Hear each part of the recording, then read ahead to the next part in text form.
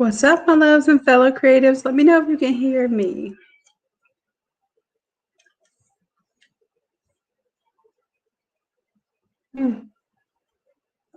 It's been one of those days. One of those days, Lord. But we're here.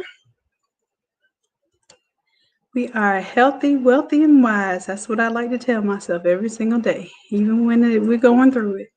So today we're going to be working on a design. This is a client design. I don't know if, let's see, Mashad, if you're here, let me know. Awesome, awesome. Hey, Mashad, how you doing, love? Okay, good deal. So you're here. I'm going to take you through the steps to go through this template edit. And just to let you all know, we are going to have some more help with folks who will be certified to do the PNG designs for you, as well as help walk you through one-on-one sessions. If you want to do the Photoshop work yourself and you want help working through, I haven't been able to do one-on-ones lately, but I'm definitely working on something like that for you all with our business partners, and I'm really excited. So for now, your girl's gonna do it all, but we have some help on the way. All right, so let's see here. Let me check on what the details are, because I like to copy and paste so that way I make sure I don't misspell anything, especially on something this important. All right, so favorite color is red. All right, so we're going to do red roses. So basically all I have to do is take off my current color modes, and I think we all have them as red already. So I'm just going to take off some of these little color modes here. And there is a little bit of delay, Mashad. So if you don't like it, if you hear a silence, it's because I'm waiting to get your comment. It's like a 15 or 20-second delay there, okay? And if there's anything that you want to see me do, just let me know.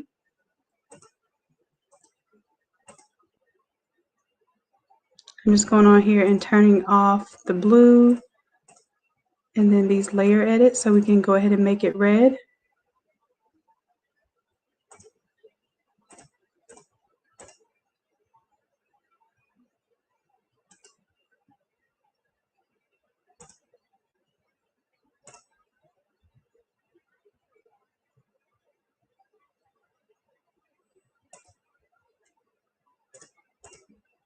There we go. So we have our red roses in the background here. And let me know if you want to keep the sky blue to kind of give it a little contrast with the red. I can certainly do that. As a matter of fact, let's see here.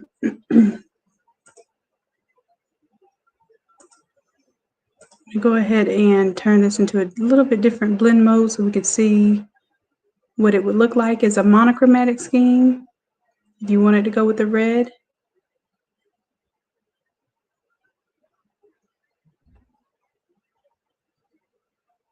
It almost ends up being like a light pink.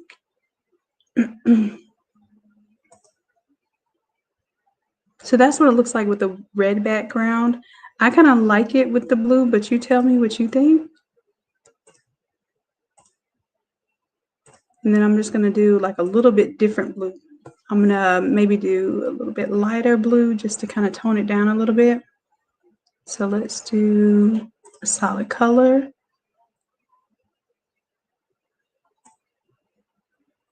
And even like a tealish blue, I think would look nice. But we're going to test it out and see. I'll show you what it looks like, and you tell me what you think. And then for the blend mode, I'm going to change it to color just so that it kind of recolors it. No, let's go with hue so that I keep my whites in the clouds. And from here, I'm just going to play with the color a little bit. Just shift it around and see. I'm going to bring it a little bit closer to blue, or like a turquoise, a little bit lighter.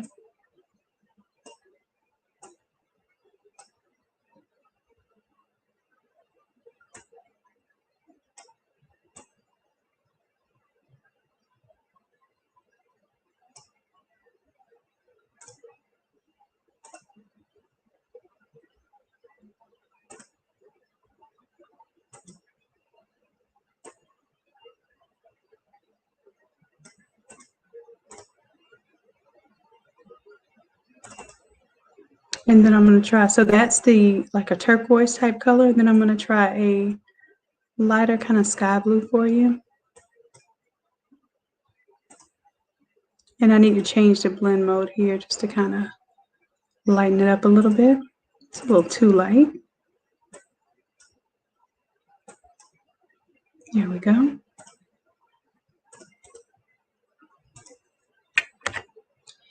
And so we're working on the color scheme, and then I'm going to go ahead and pull in the photo. So, yep, you like the blue? All right, cool. Now we have the natural blue. That's that natural blue, and then that's more like a little bit of a sky blue. Just a little minor change there. The next thing we're going to do is go ahead and change out this photo here. So we're going to turn off the existing photo and go ahead and bring in our photo, which we do need to cut out. So I'm going to go ahead and go to remove.pg. This is a little simple way to remove the backgrounds from most photos. It doesn't work for everything, but it does work a lot of times. Oh, this is a beautiful photo.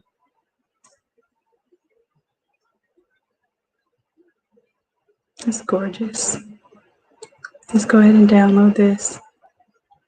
And that yellow is definitely going to add some color there too. And if you want to change the color, if you want it to match like her favorite color, we can kind of pull it into the design. So I'm just dragging and dropping it right now straight from my internet browser in here. And then I'm going to scale it a little bit so that it fits kind of the orientation and the scale of the wings. And because this is more of like a chest up or a bust shot or photo, we're going to kind of make it a little bit bigger, and then we can make the halo larger too. If you want me to take off anything like the halo, just let me know, okay? So for here, I'm going to Control T and make it a little bit bigger.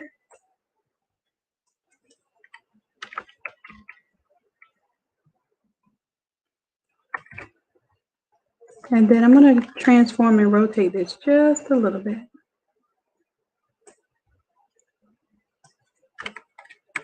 I'm going to do the same thing for my halo. As a matter of fact, I'm just going to take off I'm going to delete the layer mask and make a new one. I'm going to Control click the photo for our beautiful loved one here. And then I'm just going to use my paintbrush. I got to create a new layer mask though. And as a matter of fact, I'm not going to use the brush. I'm going to make it a clean cut. Instead of fading it off, I'm going to make it cleanly cut it out. So instead of a regular layer mask, I'm going to go to layer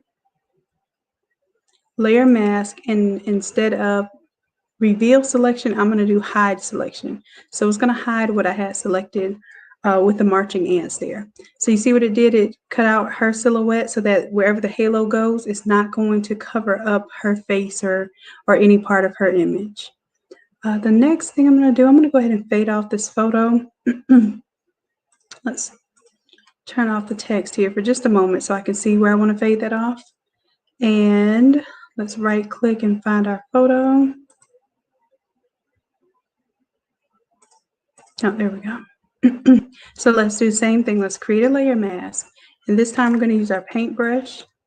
Get us a soft round brush here. And we're just going to kind of paint it off so that we don't see any hard edges. Should we happen to, kind of see this behind the text or anything.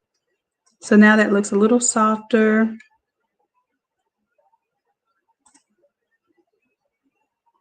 All right. And I really like the yellow. I think the yellow, it really stands out. It's really gorgeous. But if you wanted to do thing, I like it because I basically see red, yellow, blue, which are the primary colors. And it's very odd to see red, yellow, blue look good together without looking like a, elementary kind of kitty design. But these colors really flow together. But regardless, let me show you how we can change that. Yeah, excuse me. I hope I'm not getting sick over here. Been trying. Let's do a replacement color. So let's go up to select. Let's do color range. And I'm going to bring the fuzziness all the way down. And then I'm going to select somewhere where I see yellow. And then I'm going to select my plus or my addition color picker here. And I am just selecting some additional areas where I see yellow. And then I'm going to crank up the fuzziness just a little bit. And see if it pretty much grabs everything. You crank it up too much, you see you start to get some of the flesh tones in there. And I want just the flower, the inside of the flower there in the shirt. All right, I think that looks pretty good there. Now what we're going to do is go ahead and create let's do a solid color here. And if you see it, just kind of recolor that area with this solid color. And let's say that we want to pick this light blue color here. And it does look like it could kind of grow this selection a little bit.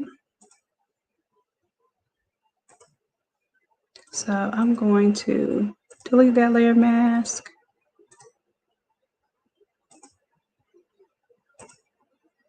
And I'm going to grab this one more time. As a matter of fact, it probably would be easier to do it inside of the photo instead of everywhere else. So let's do that again. Let's do select. Well, first, let's choose whatever color we're going to do. Let's do the solid color. And if I want that same color blue, I can actually go. Is this the color right here? I can use my color picker. Let's use the color picker. Where is it? Right here. Let's pick up that color blue right there. And we're just going to grab this hex code.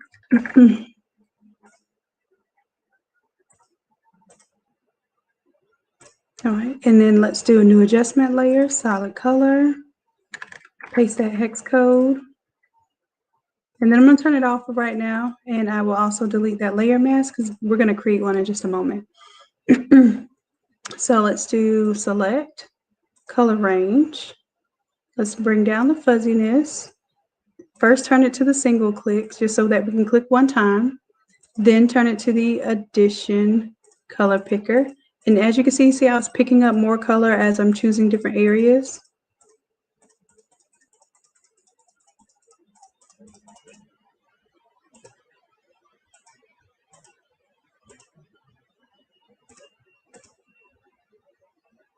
All right, so went a little too far into the face, so I can grab my minus here.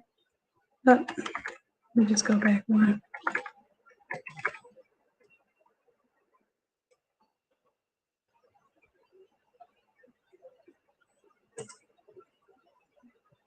It'll only let me go back one time, so let's start over. Do that. Let's do my addition. Because there's yellow in the skin tone, it is selecting some of the skin tone as well. But we just want to avoid that as much as possible. So now I'm increasing the fuzziness so it can pick up the like pixels. And even if it picks up a little bit in the face, I'm okay with that because I can always clear that out of my mask. So let's try that. All right, let's do a layer mask here on this color fill now. So we'll just click the layer mask feature.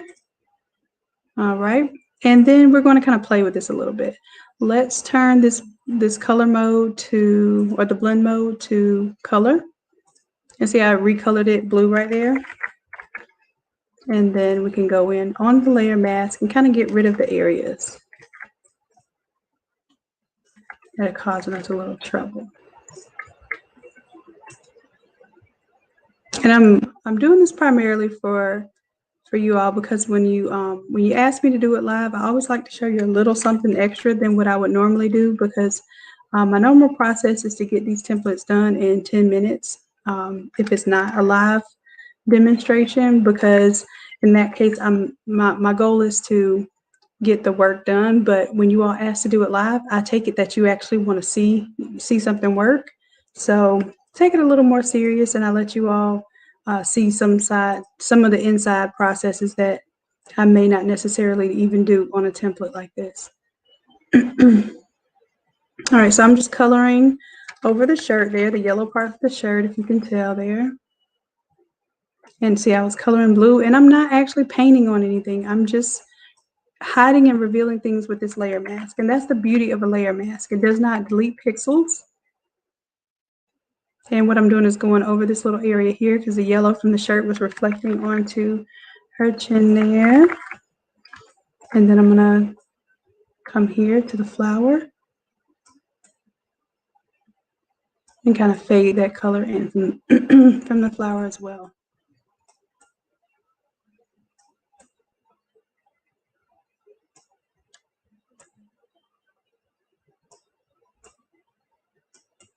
I'll say I went a little too far, excuse me, with the blue. Then I can come back. I was painting with the white. Now I'm going to come back with the black so I can conceal.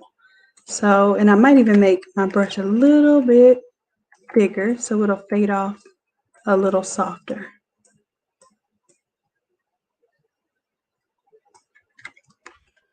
Okay, so now I've created a layer that I can change to any color that I want. And I may have to, of course, change the blend mode here. So if I want it to be this darker color here, I might have to change it to another blend mode. So say if you wanted it to be red like the roses. So in this case, I think I can do a little more cleaning up around the chin area because I need to pull some of this yellow off of this area just a little bit.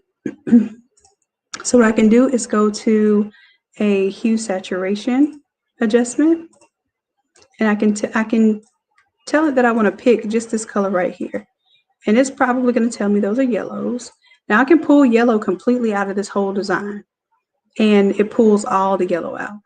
But I want a little bit of yellow in there because that's her natural flesh tone has that yellow undertone. So now I'll just go in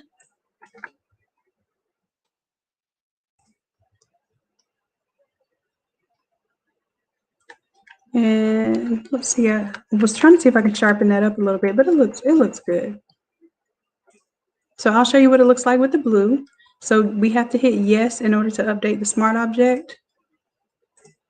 And oh, you know what I need to do is save this as a smart object so that we can save these features.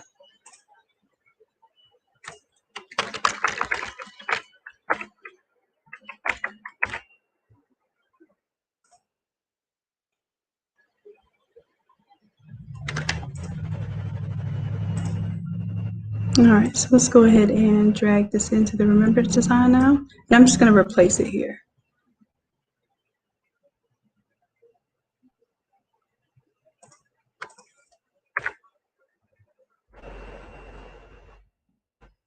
All right, so let me know what you think. Just wanted to show you that option there. I'll bring the text back as well. And I'm going to right click and create a clipping mask. So this color change layer only affects the photo.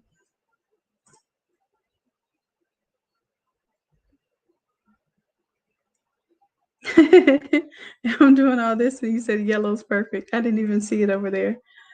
I got you, love. So all I have to do is turn that off.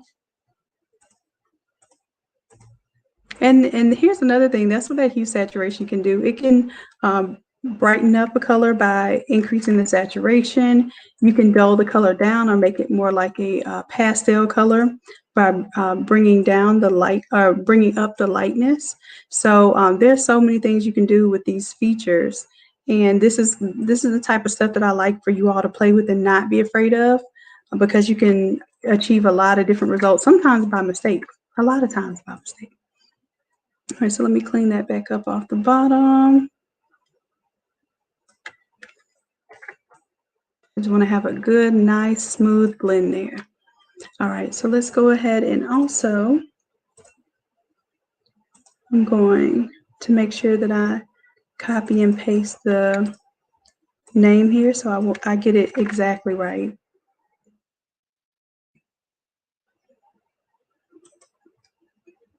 And let's go back to the move tool, the name, and here we go, the top. And of course, we'll change this color mode here. And let's do the FX. Do you want to fade it? Or let's go with the red and then you tell me. So let's do the gradient overlay. I'm going to create a duplicate here. And let's choose some of the red from the rose there.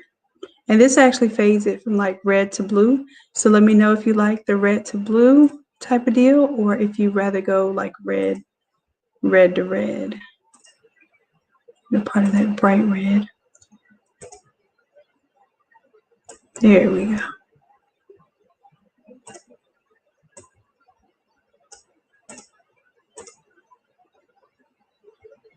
All right, so that's the red. Has the background there. Oh, I need to fix my halo here. So I'm going to delete the layer mask so the halo is whole. And I like to make it seem like the halo is touching so that it looks like it's custom and not just floating. So I do that on purpose. Let's control, click here, go to our halo, go to layer, layer mask, and then we're going to hide selection. There we go. And then if I want the halo to move wherever the photo moves, then I hold down control and select these two layers, and then I hit this little link button here, that chain link, and that's going to allow these two images to stay together. So when I move one, the other moves with it. Okay. All right, so let's put our dates on here. And I will copy and paste that too to make sure I don't mistype anything.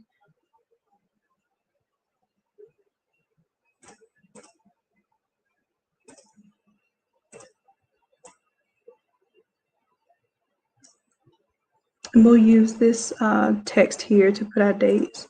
So we'll do sunrise and sunset.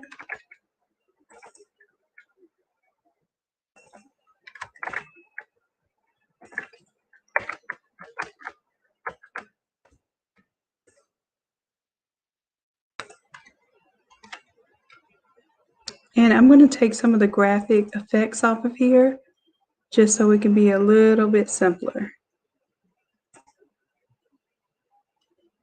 So we'll do the color overlay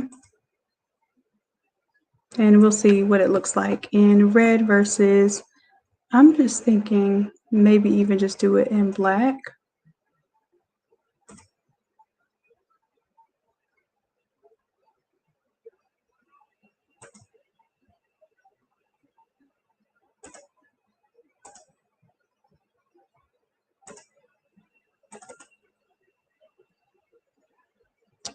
Let's turn that on, and color overlay instead of purple.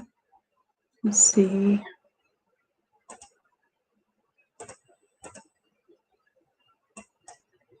We can go with black, we can go with red.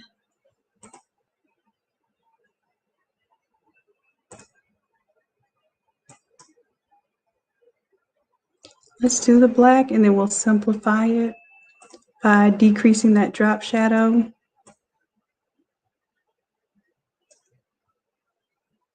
Maybe even taking it off altogether.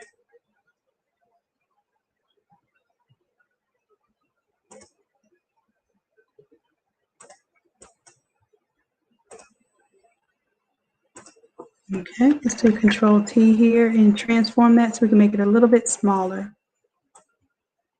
And I'm going to see if I can get this balance right there in the center.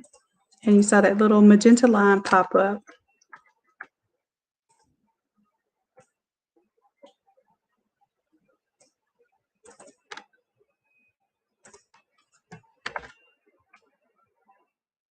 Oh, we don't have to put the semicolons there, or the colons there. Let's take a step back and see how our colors and everything are coming together. And let me know. Oh, you asked if we can put some doves in there. We just did a class where everyone built their Remembrance template from scratch, and I gave them a couple of doves to put in there, so we can use those doves and drag and drop them right into the artboard from my files, 1 and 2. Let's just reduce the size a little bit there. And then let's Control T for the other dove and scale it down a little bit.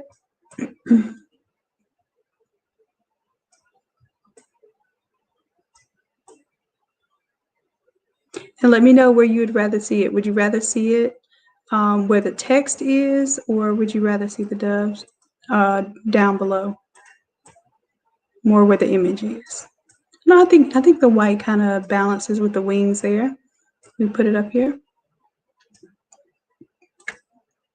Let me know what you think. Make this one a little bit bigger.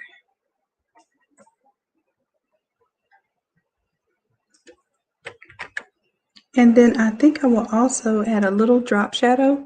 So I'm going to grab those roses. I have an outer glow on them. Let me put an outer glow or a drop shadow on the doves. Let's see which one looks better. Let's just do drop shadow first and see. And let's do a black drop shadow. But we will kind of make it fuzzier by playing with the spread and the size. And let's bring down the opacity just a little bit.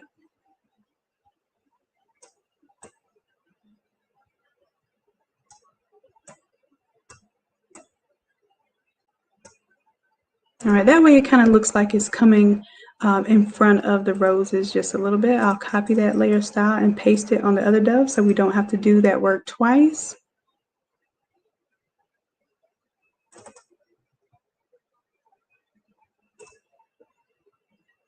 Oh, I like the glow too. Let me see if I bring the glow in just a little bit.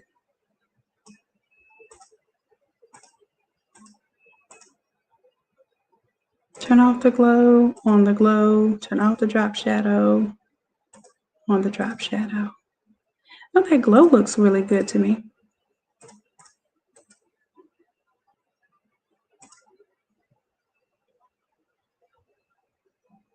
Kind of softens up the image a little bit up there. All right, so let me see. Let me check these comments before I do a whole bunch of work. All right, good deal, good deal.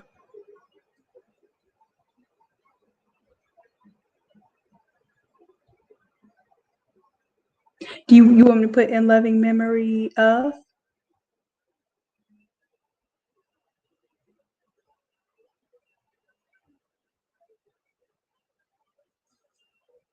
And then let's do the red fading to black. I don't know. These comments are a little delayed, Michelle, so I apologize for that. So let's add black down here and let's kind of pull that.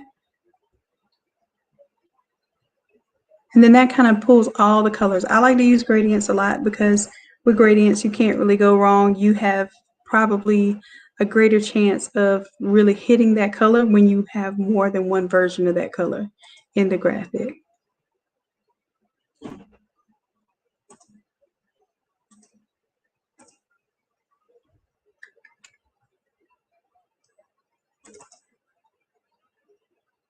And I'm going to let this glow out just a little bit. Let's use normal here, crank the opacity up, because wherever the text is, I want it to kind of stand out but still look soft.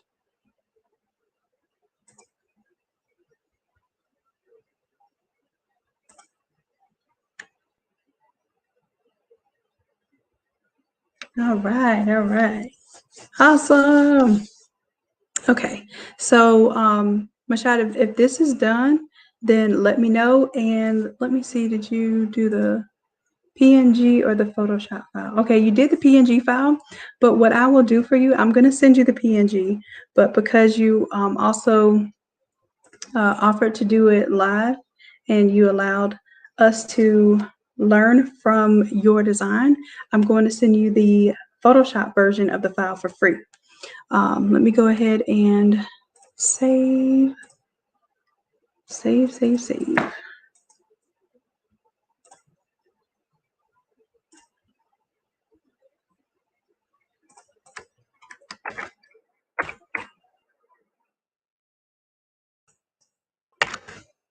All right.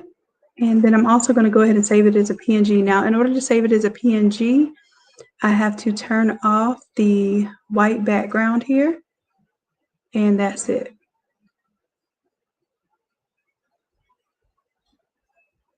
So Mashai, if you give me the go ahead and let me know if it's done or if I need to change anything.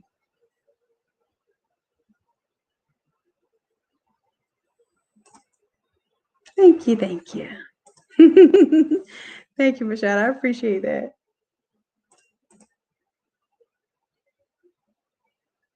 Thank you, Monica. Yes, Erica's reminding everyone to hit that like button. I'm on here tired out. I'm tuckered out. I know y'all can see it in my face. Y'all see my little messy bun that I've been rocking all day, trying to keep my brain up there. So that's what the bun does. It keeps my brain intact. But no complaints. All blessings. So I'm going to go ahead and save this one as a PNG. So I can do File, Save As, and then change the file format to PNG, and it's still going to save my Photoshop file. There we go. And Michelle, I'm going to go ahead and email you this.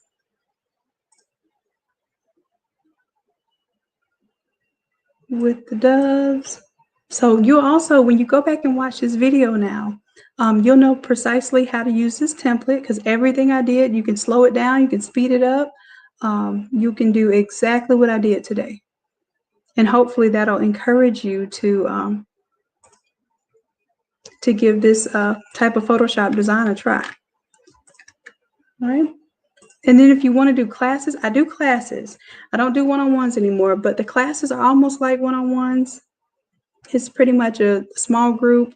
On Sundays, 7 p.m., we meet up and we have a project that we work on. Usually it's something that you all have told me that you need for your business, or you spend a lot of money on these type of art files. Hey, Shannon, can you make some kind of solution so I don't spend, $1 million on Etsy for, every variation of this file that I need? So then I use that as an excuse to teach you how to design it for yourself. And I'm that person that I would rather teach you how to fish than to sell you an individual fish every time you need it. But if you need those individual fish, we definitely have that opportunity. And we're working on having some of our wonderful business partners, affiliates, even some of our high level Innate Academy participants. So the students have now become teachers, and that's a cool thing. I'm really, really proud of them too. And they're learning as well, but they are able to pretty much master these templates.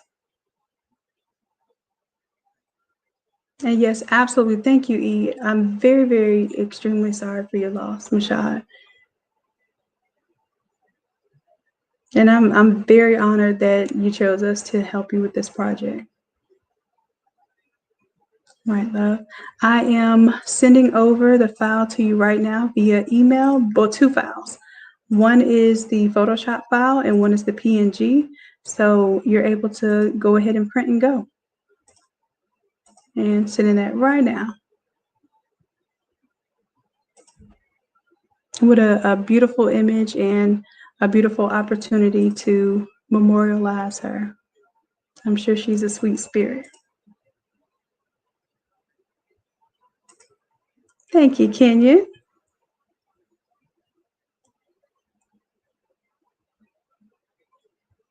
Thank you, Michelle. You're an amazing blessing. You all are, I promise you, my inspiration, my whys, the why I get up and do this every single day. You all have made this an opportunity for me to do full time. So I thank you all. I thank you all the time. Y'all are my loves. That's why I call you so. All right. So I'm going to go ahead and finish saving that one out. I'm working on another project right now. Let me see if I got any feedback on that one yet. Let's see. We'll save that. Oh, let's see. What are we working on here?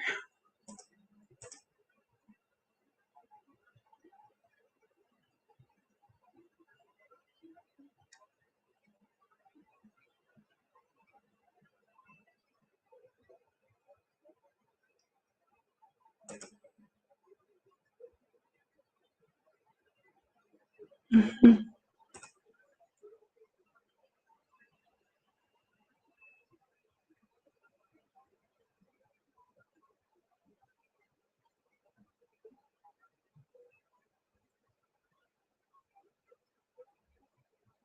Okay, so, all right, so I have another thing that I need to do here. So this one, I'm reading instructions right now, so that's why I'm getting quiet.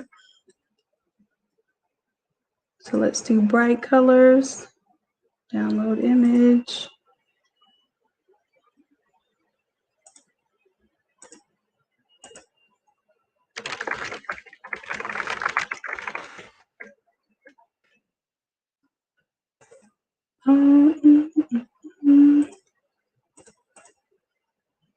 And let's do remove.bg. We're going to add a different image here. Oh, it was already open.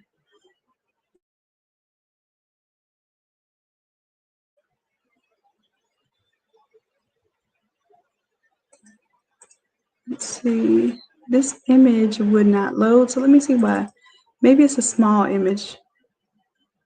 I'm going to crop it out a little bit to make sure it can recognize the foreground from background. I don't know why Remove BG didn't want to remove the background from this one, but we can make it work regardless.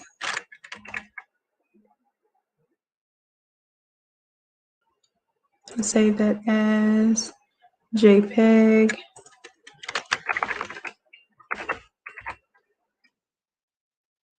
And then let's see if that works. Because for some reason, Remove BG wouldn't remove the background. And if it won't, then I will just show you an alternative method. Do what we got to do. All right, so let's drag and drop now and see if it works. That was it. All right, so I'm going to download the HD version.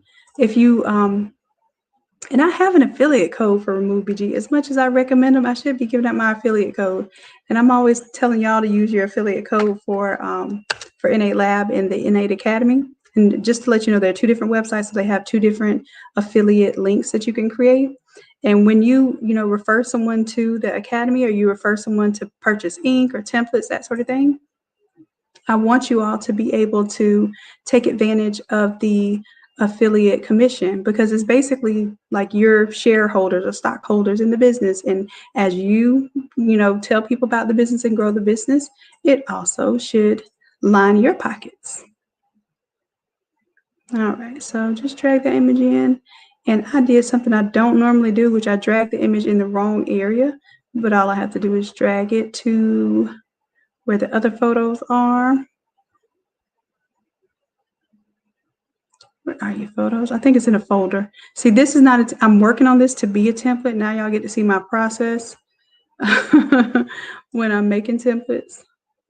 It's usually a lot of randomness until I kind of feel my flow, and then I'll start renaming my layers and making it to where you all can directly edit it. All right, so we want to do bright colors. So instead of black, let's do white. So let's do a solid color here. We'll do white, and then we'll take off. And then this is not really a pattern. I just placed them here just to see what it looked like, if I like the idea of these symbols. So what I'm going to do is turn off the drop shadow.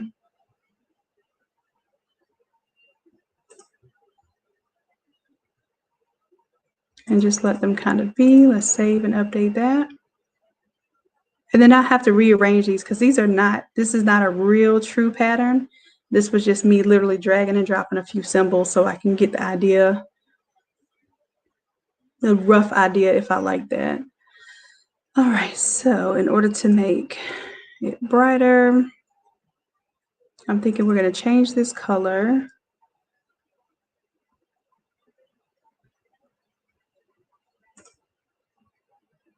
These colors aren't as bright as I want them to be. And this is where I was saying we can play with the saturation. So that's what I think I'm going to do first, is kind of bring out the color.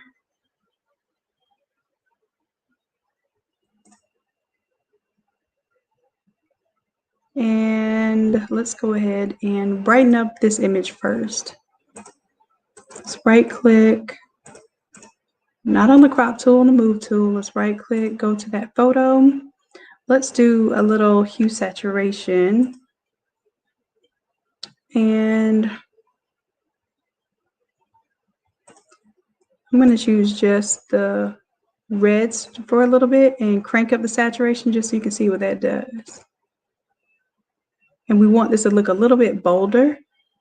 So it's taking those reds and it's kind of making them pop. Same thing here with the pinks.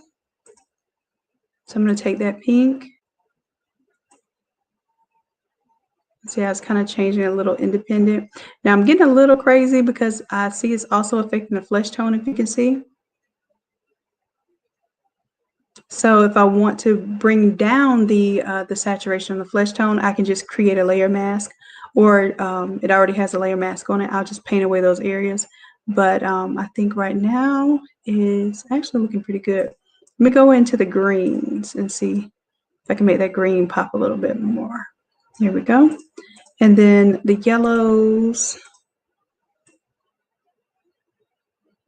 Yep, that looks good.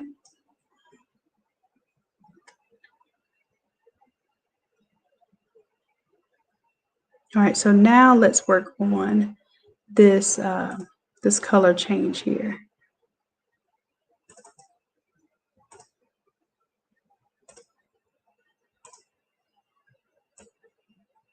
Move that off for a moment.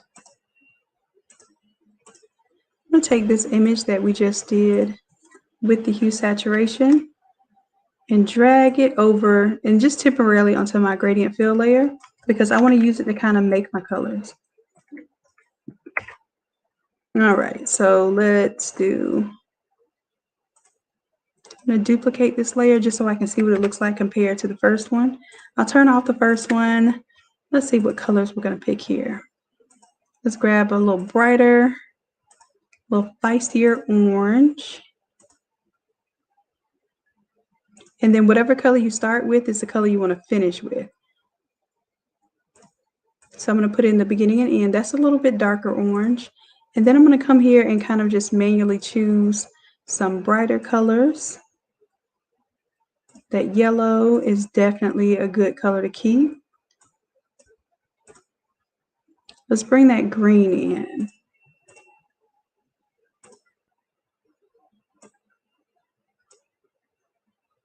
And then we're going to choose where it looks best. So I'm going to take out the darker orange there.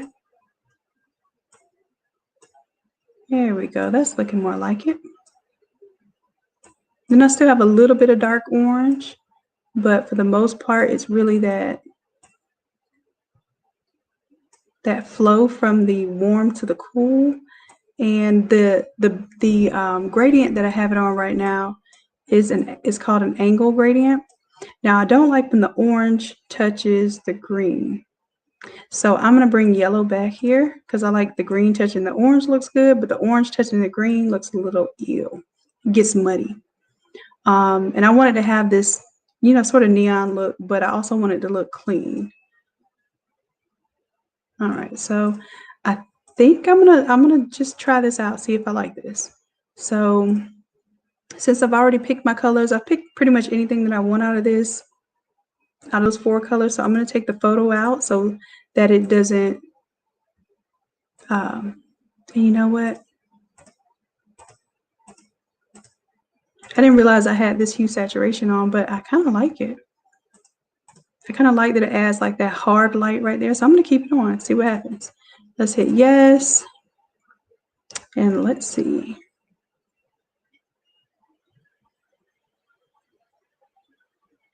All right, it's recoloring my graphic, but this background has a lot of black in it. So I may even choose a different background. So let's see. Let's do an adjustment layer, levels. Let's see if we can play with these levels and get this to pop a little bit more. It's dark. And honestly, this is like a, you know, galaxy type design. So it does have darkness in it, like the sky would be dark if you could see the stars shining. So I might just need to pick a different a different background. And that's what I think I might do. Because this one is naturally has black as the main background color, and I feel like it's washed out. Oh, maybe it's not washed out. Okay, I think I can work with that. Let me see. I thought it would look washed out if I made it too bright. But it kind of has its own thing going on here. I actually like it. I would not have thought I would like that.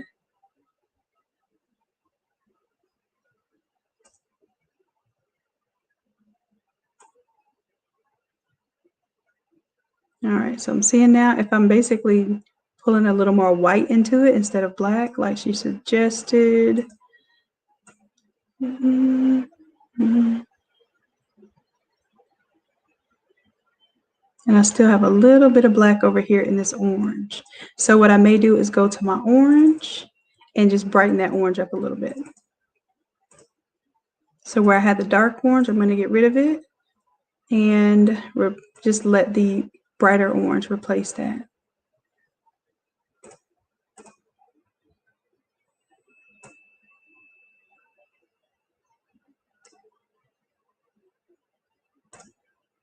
All right, and if I want to duplicate that, I'm just going to click, and if you ever click anywhere where there's not a color stop and you just recently clicked a color stop, it will duplicate that color for you.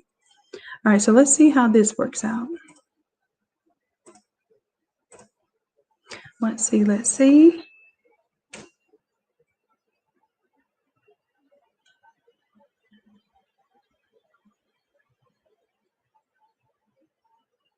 All right, so we have our bright colors. Definitely want to change the color of the text now to be bright as well. So we're going to make this a light and bright. My other option is I could also do this one as tie-dye, but I think I like this galaxy style because when I think of the zodiac, I'm always thinking of the sky, and this kind of gives me a little bit of galaxy vibes. So let's do change in the drop shadow there.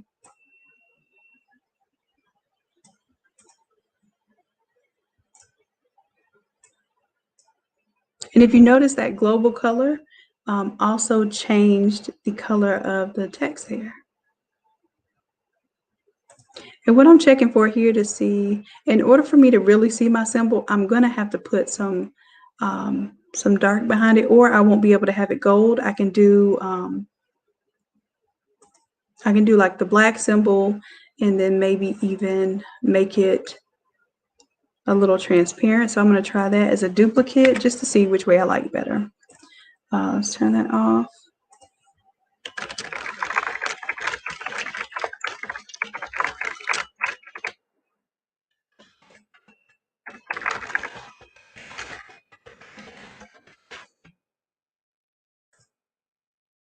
All right, so let's try doing a color overlay. Let's take off everything else except the color overlay. Let's keep it simple and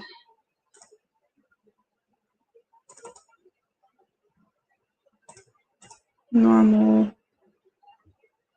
Let's do black, just kind of recolor it in black and see how that looks. And then we'll change the opacity. So I have a couple of options here. All right, so now I got to bring some layers back and see what's going on.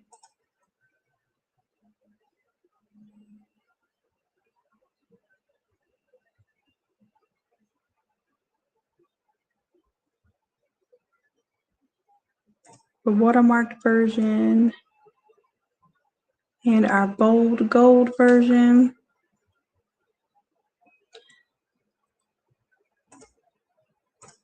You see about bringing back our symbols.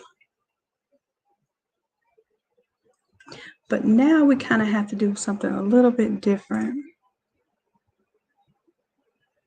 because we are pulling in the white. So let's see. Let's take our smart color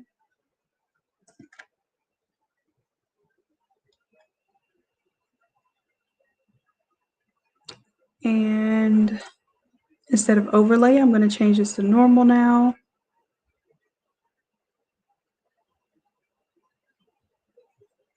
And let's see, our symbols here are at 55% opacity. So since we're not doing black anymore, let me see if I like this full opacity. Not quite, but I think I'm getting there. And you all let me know what you think along the way.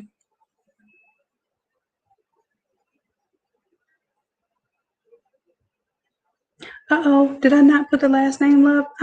I'm sorry. Let me go ahead and pull that back up. I got you.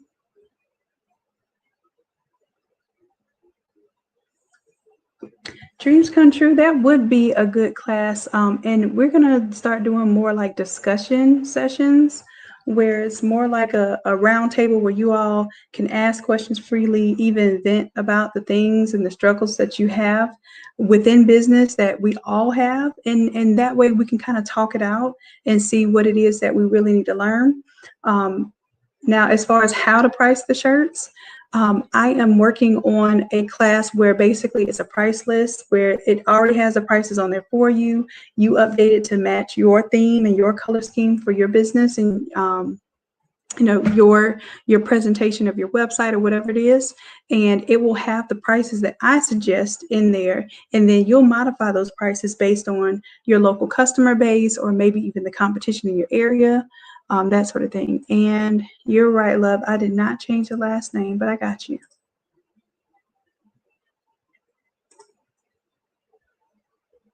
You didn't mess that up. That was me. You didn't mess that up at all. Matter of fact, it is in here. And while I was copying and pasting, I didn't do the last name. I only did the first name. So that is not you at all. I got you. All right, so that should be right now. I'm going to save that. And again, in order to save it as a PNG, I'm going to turn off that white background. File, save as, and let's save that as a PNG.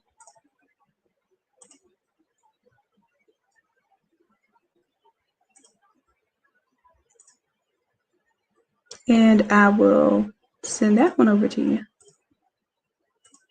Or those two files. So I'll still send you the updated Photoshop.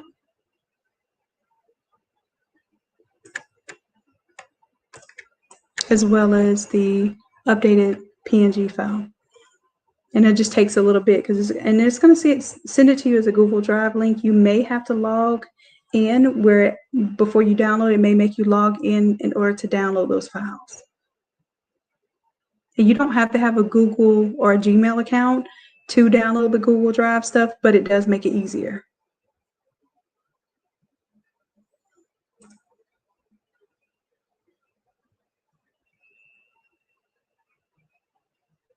Thank you, E. I appreciate it. You're always looking out, I promise. Let's see. Any other questions y'all have?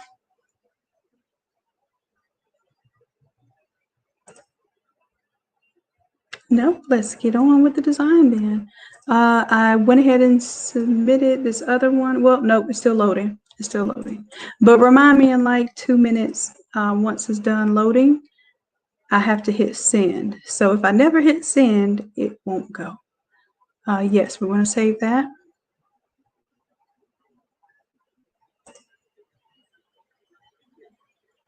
And I'm thinking instead of the gold here, what if I did a color overlay? I just made these white. Yeah, I think I like that better. So I'm going to copy that layer style, paste it on the other ones just to see. Yeah, I think I like that. And then I can even bring the opacity down a little bit. I think I like that better. What do y'all think? And as far as the text here, I think we're actually going to take off the metallic effect So let me take out the gradient. Then instead of overlay, we're going to do a normal fill here.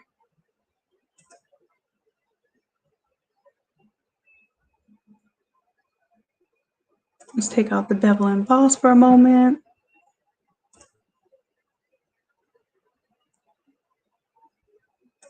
Take off the bevel and emboss here. And what I'm trying to do is I'm breaking it down to see what I do really want to add and what's kind of taken away from the design. And I need to double click on my smart color. And now that I know this is my gradient, I'm going to save this gradient. Just scroll down here and hit new, and now it's part of my little collection.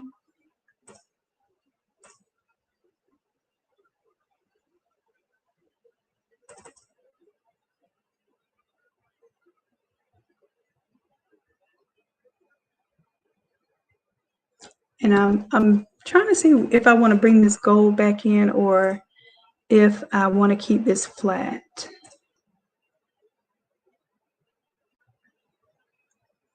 Y'all know me, I like the extras. So for some people, it's the flat colors that really look more calming and simple.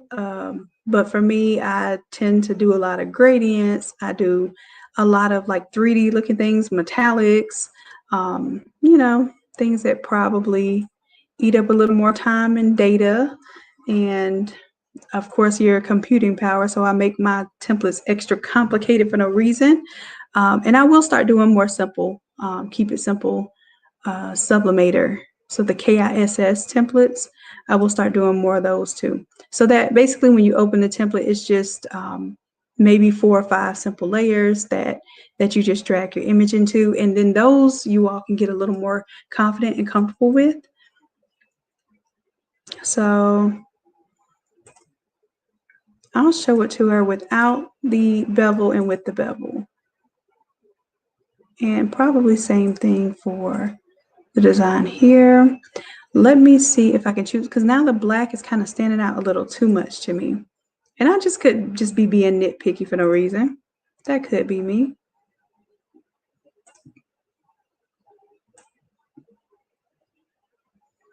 All right, so I want to have this option too, just in case people don't want to do the symbol.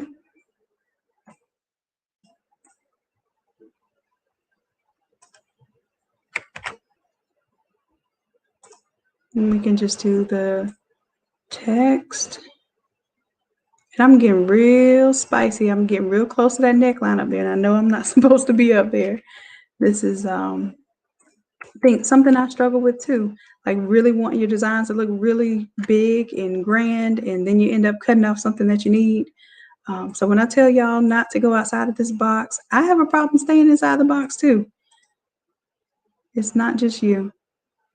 Let's see. Am I clicking on here? There we go.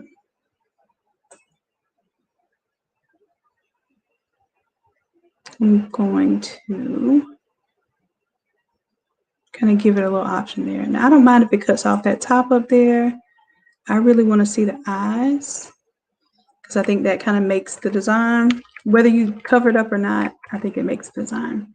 I think the black kind of grounds with the black around the text, so I'm okay with that. I think I'm okay with this. If I look at it too long, I'll probably change too much. Let me turn on link sharing. Let's do send. So Mashad, I just sent that one to you. Check it out for me, love. Make sure it's right, and I will make sure it's right before I go to bed tonight. Yeah, it's going to be, we're doing a price list, and then also something else is supposed to go with that. But we're going to do like a printables package. It'll have the price list. It'll have an order form. So when you get orders in, you can have a nice, neat way of collecting those orders that also still goes with your theme. What else was it? It was a price list and something else. I can't think at this moment, but you all give me all kind of ideas of what you need for your businesses. So I have a whole list. And then the list is on the NA Creatives Facebook group. So y'all remember, if you type in the word request, there is a tag for one listing that has all of your requests. And what I do is I frequently go through that request list, and I'm looking for what things have the most likes. And the things that have the most likes are the things that I know you all are, really eager to learn. All right, so I need to fix up my pattern. And I'm trying to decide if I'm going to do that the proper way or not. Let's see here.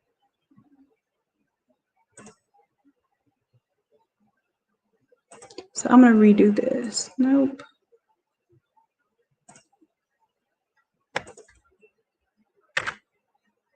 Let me go into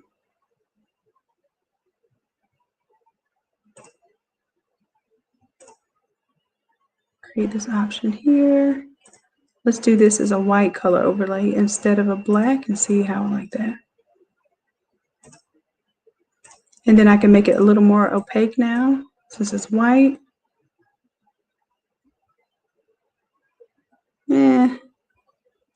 Just that section has a little too much white in it as it is.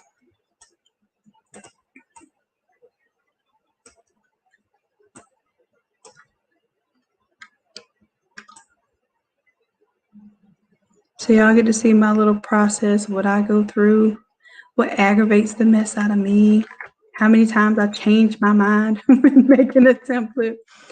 Yeah, it's fun stuff. So when I teach a class, I'm teaching you the part where I already overthought the situation probably one too many times, and then by the time I'm bringing it to you, I've talked myself into what I'm going to let go of. So we'll have the gold version, and then we'll have the white version. All right, so what I need right now is to grab this.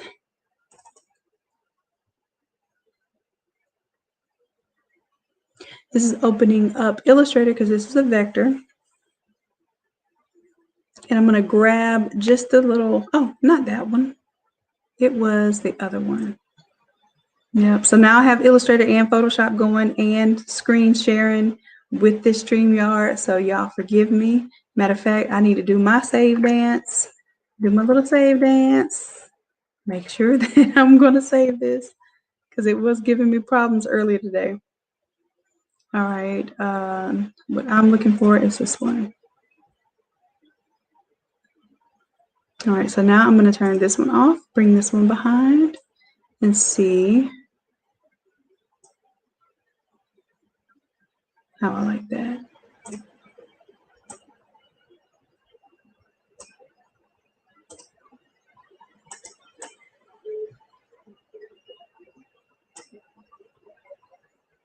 There we go.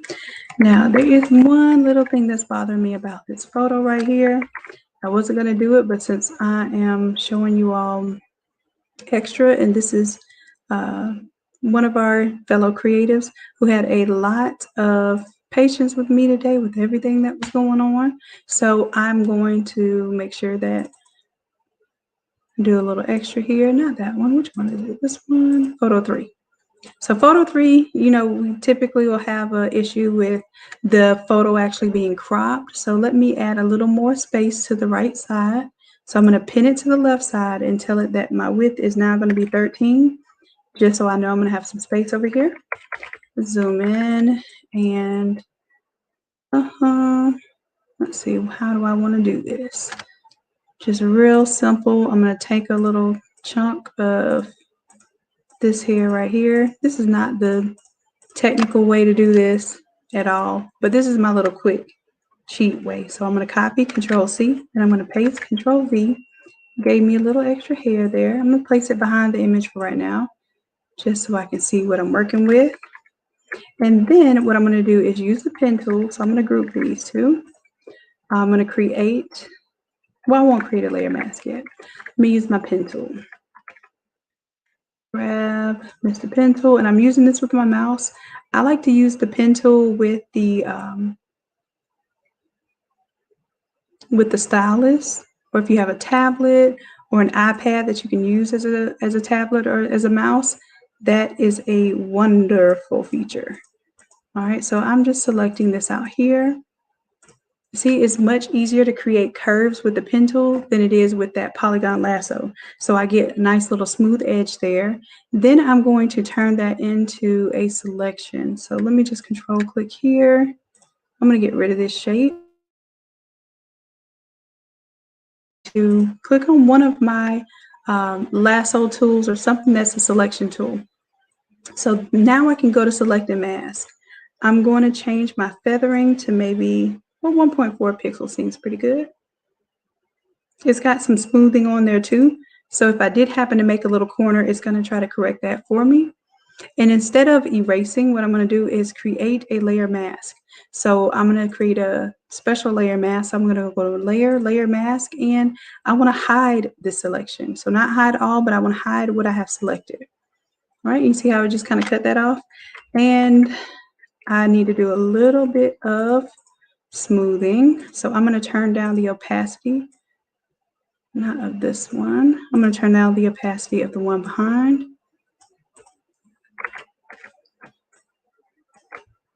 And just because this one is on top, I'm going to create a layer mask just on that photo. Grab my paintbrush, make a small, soft brush, and I'm just going to kind of fade off.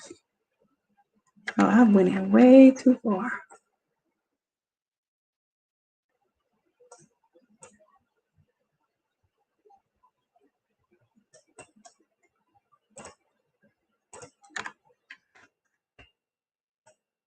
I'm just going to pull that in. All right, let's see if it worked. Let's go ahead and bring this opacity all the way back and see if it looks like part of the original hair. That looks pretty good. We're going to leave that alone. And then if I want it all together, I have to select it all and merge those layers.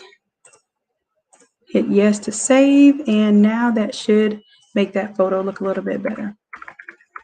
And I'm seeing too, because I play with my levels.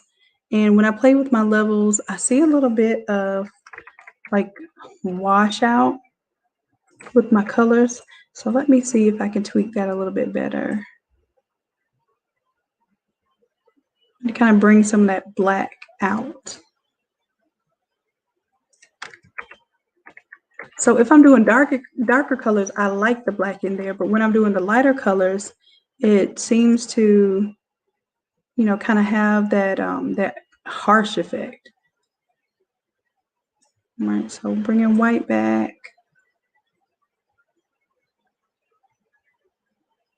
And I want to keep my colors clean. I don't want that grayed out effect. So for this particular one, I think I am going to keep just a little bit of that gray color in there.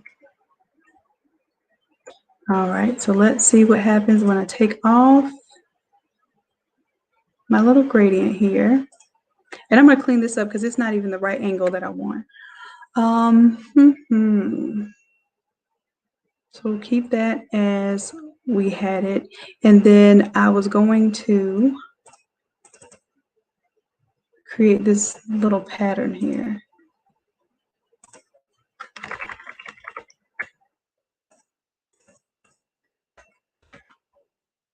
All right, so to create, oh no.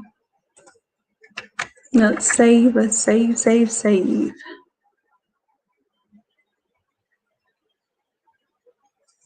All right, and then I'm going to grab, I'm going to copy the layer style from this one, from this text, which is that group.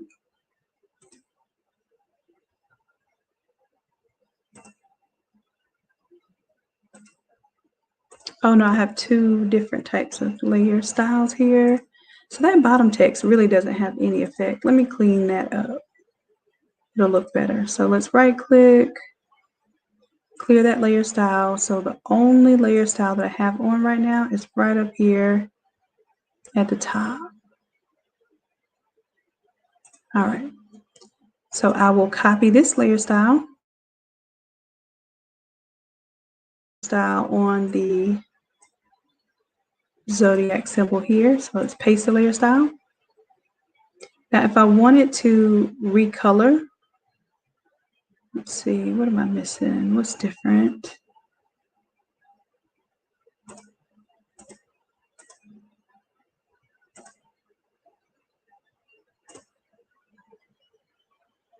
I'm going to take the color here. Now, this is what I call a smart color. The only reason why it's a smart color is because I told it that it's a smart color. It doesn't know that it's a smart color. But the objective here is for me to basically be able to universally change colors in a template. So if you notice, most templates will have it to where you have to change the colors of each of the elements that you really want to, where you want to see change. And I got tired. That's the reason why I don't like to edit the templates. So I try to find a way to do it a little bit quicker. And what I found is it does make the file a little bit larger, but there's a way that I create my little global colors, and it seems to do a little bit better. So I'm just switching it up, making the same gradient go the other way. But I want you to notice that 1, 2, 3, and where else did we add this effect? This recoloring. So if I double click here, and let's say that I'm going to create another colorway. So I want to add like hot pink in there. Let's not replace the orange. Let's add hot pink in there.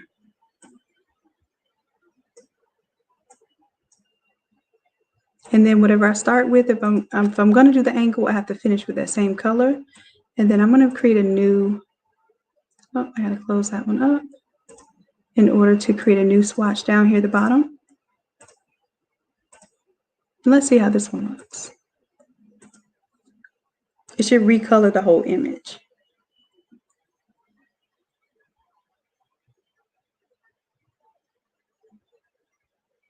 There we go. Okay, it works. It works. And then if I want to get fancy, if I want to stay flat, either way, I have my effects to where I can turn the bevel and emboss back on, and then I get my metallic look. Yeah, so I'm good with that. What do you all like? Between the flat, let's say the flat is 1 and the metallic is 2. Hey, Constance.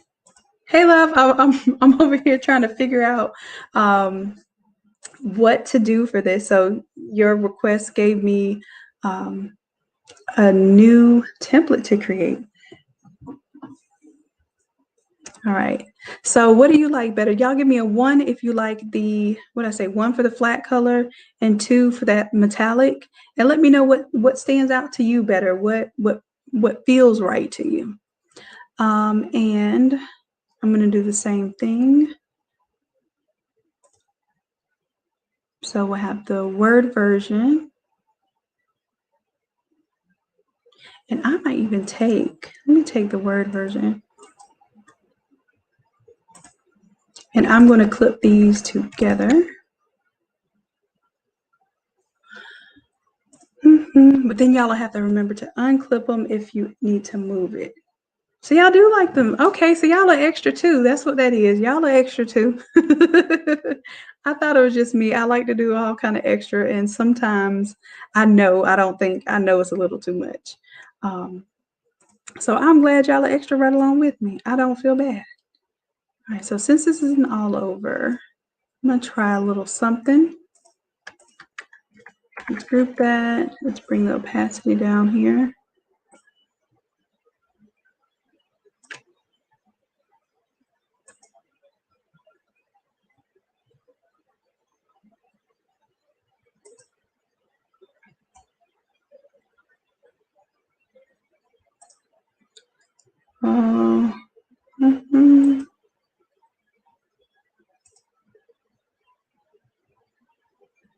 Let's pull this one on top.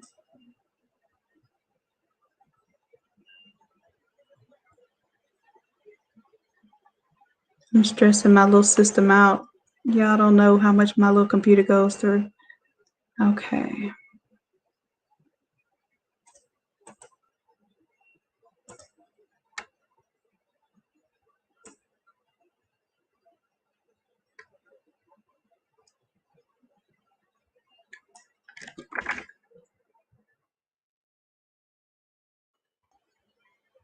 So I'm looking for ways that I can utilize these additional elements, but you can turn them off and on depending on what you want to show.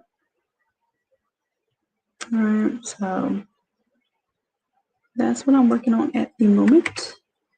And I need to create my pattern. So let's see.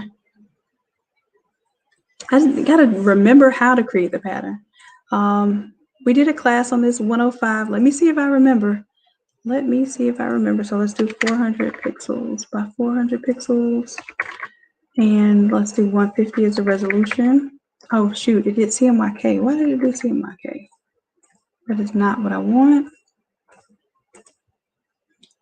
400 by 400. I'm going to do RGB 150. And the working RGB is fine. Let's create that.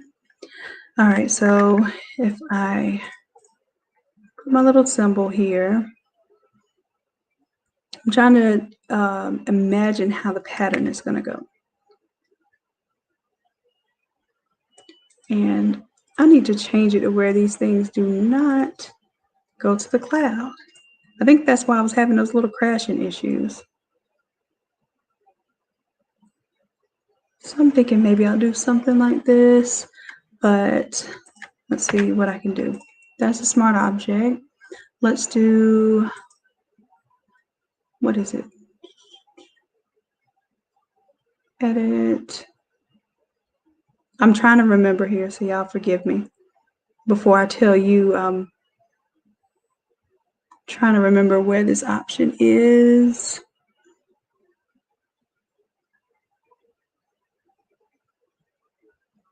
It's a filter. I'm thinking through the process. Filter and offset. This is, oh, okay. I got to create a copy of it. So let's duplicate the layer. Boom. Then I'm going to do filter. I'm trying to remember one of my own classes right now. Filter,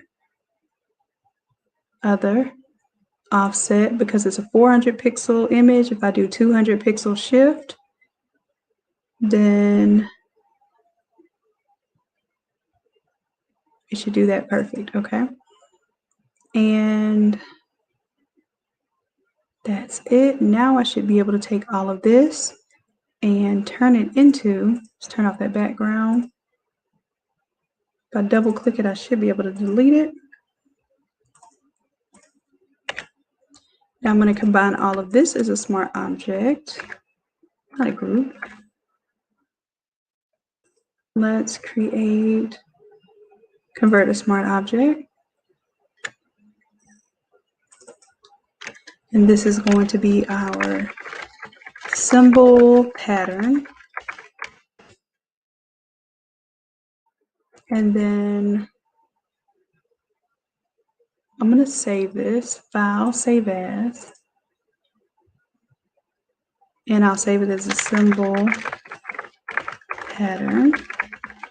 It's a PSB. A PSB just means that it's either a large Photoshop document or it is a smart object. So when you see PSB, if your computer does not know to open it as a Photoshop file, then just go to Photoshop and manually try to open the PSB. All right. Let's see. Also, let's go to edit. Nope. Yeah, edit.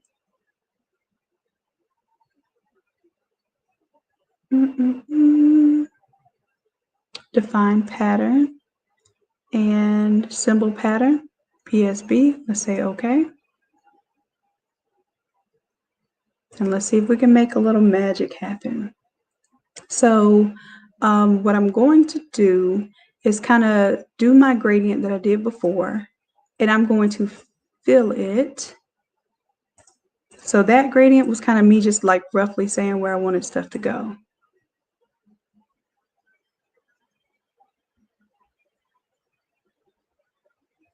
Let's give it a moment to catch up. All right, so we're going to go with the brighter colors. So all I was using this for is just to give me let me see what it looks like as a gradient, basically. So now I'm going to do a gradient again, but this time I'm going to do the basic. I'll do the foreground to transparent. Make sure that I have my default black selected. And I'm going to create a new layer. And I just want this to be its own kind of standalone layer. Let me give my computer a second. It's whining right now. So I'm just going to do it straight up top to bottom. So I'm going to click and hold down shift. If I don't hold down shift, I can willy-nilly move this angle anywhere. If I hold down shift, it'll allow me to go straight down.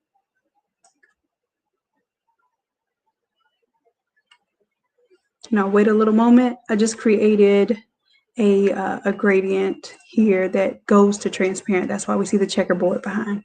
So what I'm going to do is I'm going to have different ways that you can display the pattern fade off. If you want to do it from the corner at the angle like I had before, or if you want to go from the top of the shirt down, like let's say for instance you didn't have the symbol back here.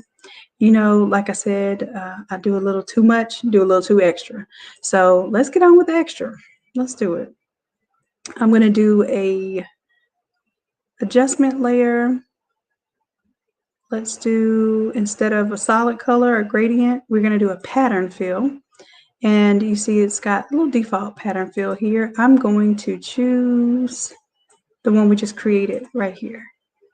All right.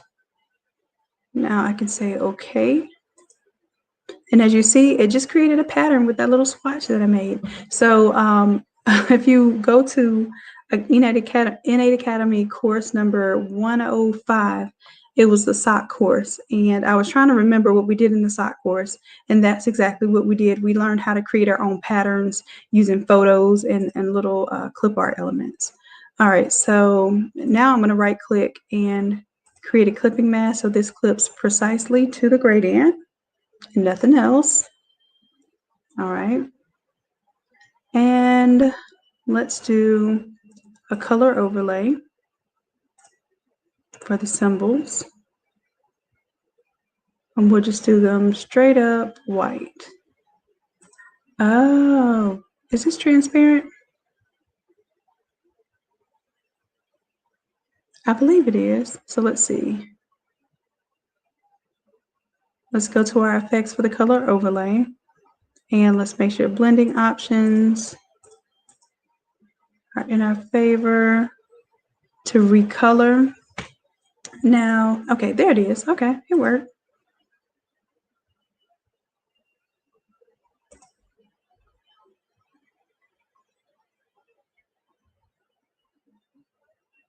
All right, so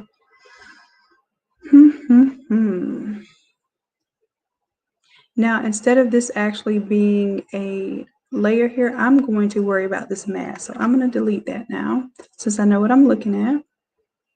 My pattern should now fill the whole board. Something you might like this. So what I'm going to do instead of restricting it with the layer underneath, I'm going to restrict it with this layer mask here.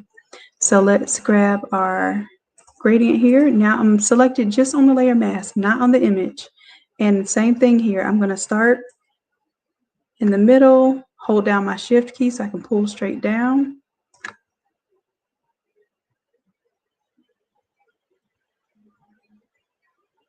Oh, I went the opposite way. Go.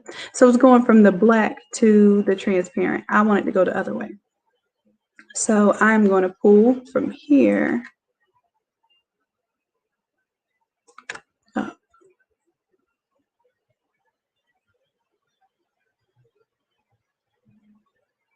And I went a little too far. Here. Oh. And I apologize, y'all. This computer is lagging right now with what we have going on with the screen share. So please accept my apologies. All right, so now that we have this pattern set up,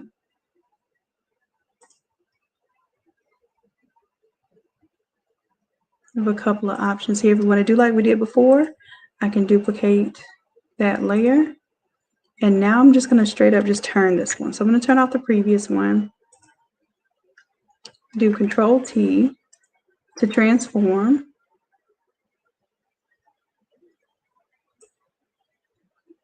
And I'm just shifting this. Oh, you know what it's doing?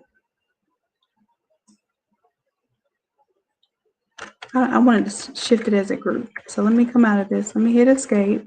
If I hit escape, it kind of means come back out of this command without locking in that what you just did.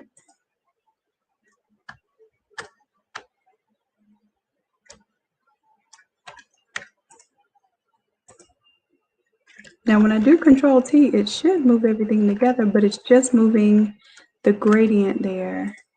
So how do I want to do this?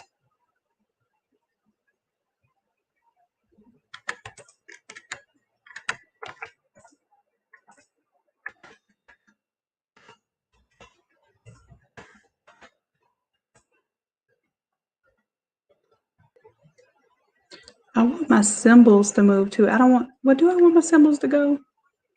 Yeah, I want my symbols to turn into angle as well.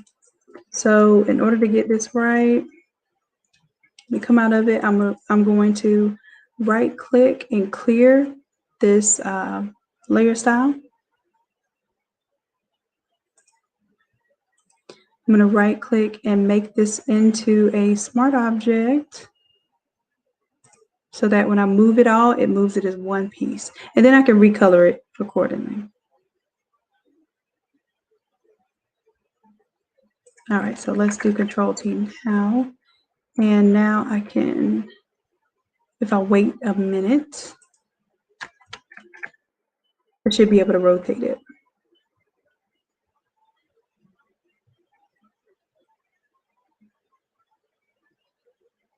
Come on, buddy. There we go. So I'm going to rotate it to, that's 30 degrees there. And let's see how that looks when we offset it from the sleeve there.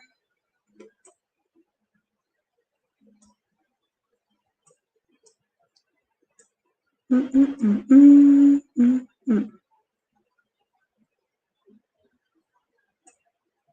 I think I like that. All right, so I'm going to hit enter. And if I want that same white, then I can just copy this layer style and paste it there.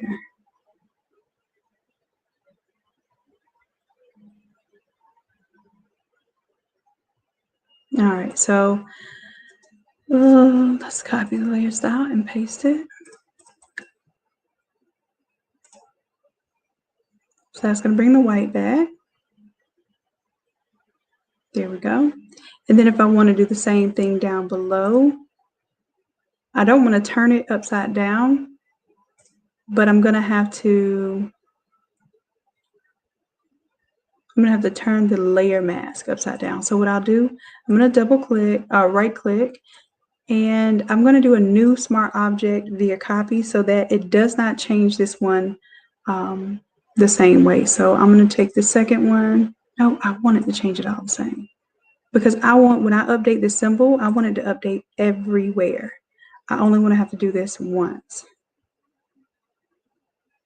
So I'm just troubleshooting right now, trying to figure out best way to do that. And now y'all get to see my thinking process and making a template for y'all.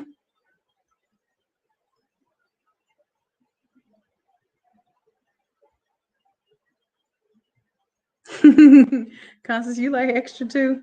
Big words, shirt filled with objects. Yeah, that's me. I can't help it. I feel like if you're gonna do all over, or you're gonna do sublimation in general, even if you're just doing the 13 by 19 prints, I'm always doing something extra. All right, so what I'm thinking is I'm going to remove the gradient, and right now I'll just Control Z.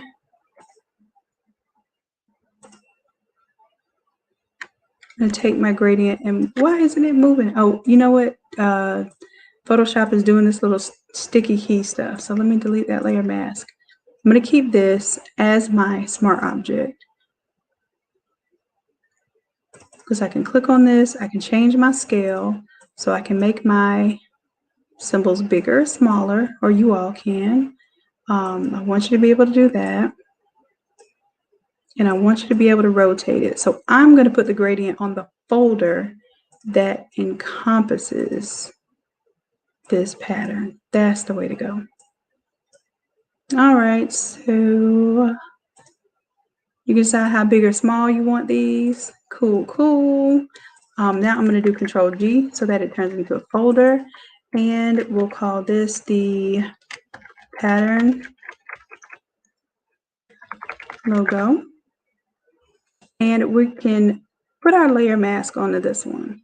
So let's do a layer mask. And if we really want to fade it off, no matter how we want to fade it off, let's do that with the gradient tool.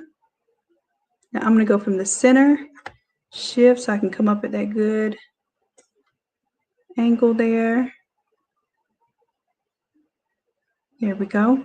And then if I want to bring back the color down here, I have to bring white in. So now I'm going white to transparent.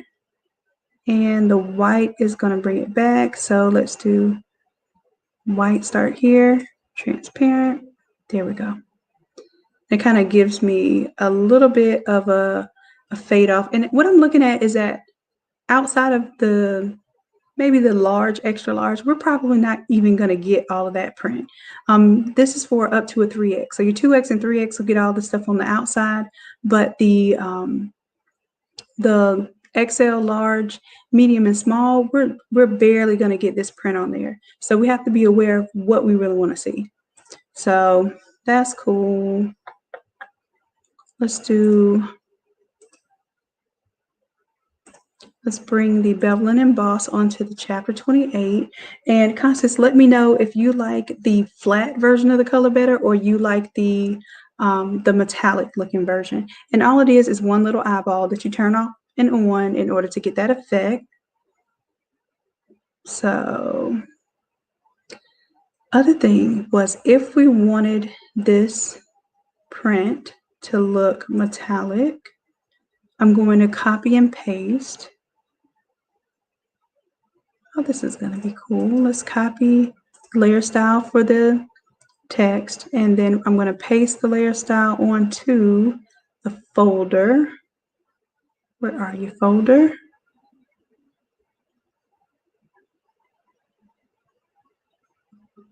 You just click on one of my objects so I can see it. The pattern fill. So I'm going to paste the layer style here and see what I get. Oh yeah, I forgot I have this white stroke and everything on there. Well, let's take it off. Take off the stroke.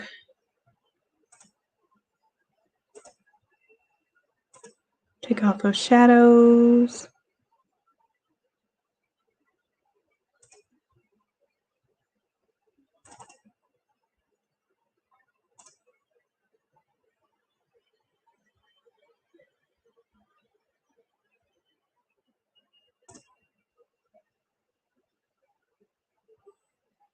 Now we're definitely going to take that off. And then I'm going to turn up the opacity just so I can see what this looks like as the 3D look. So what is it? The opacity for the fill.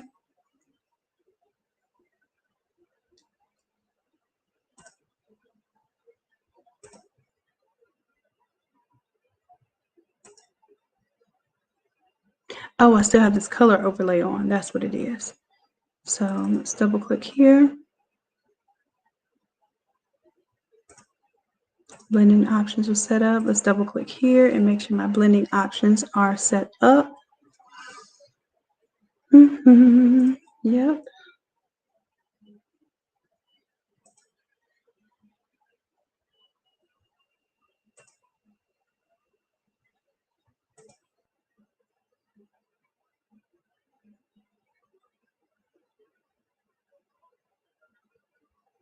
I'm thinking that the layer style needs to be on the pattern. Let's see if I can make that happen. And then I can take off the layer style from here. So let's clear that. See how that looks. So we'll bring back the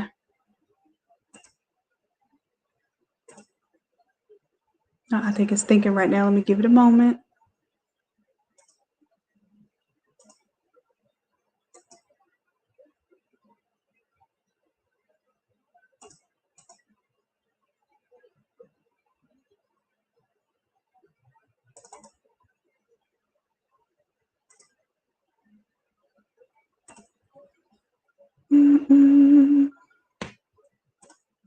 Bring our color here.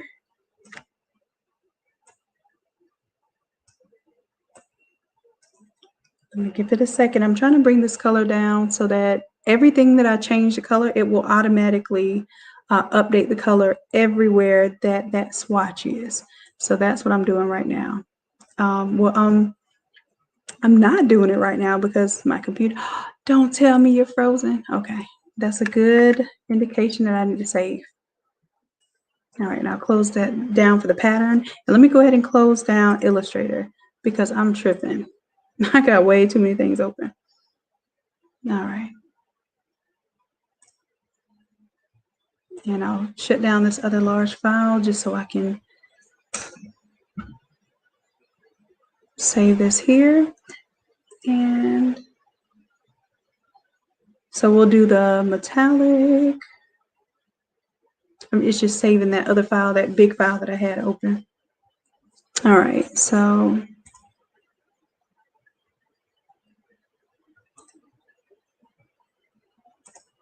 when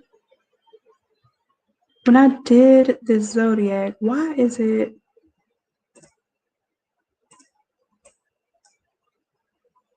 Okay, so now the opacity is pulled up. I should have the same thing going on for the symbols now.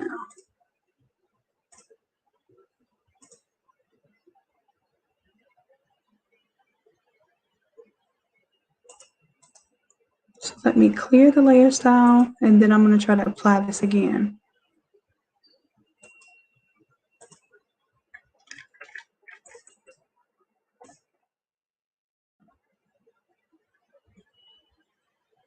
All right, and then let's take off the drop shadow. Let's take off the stroke.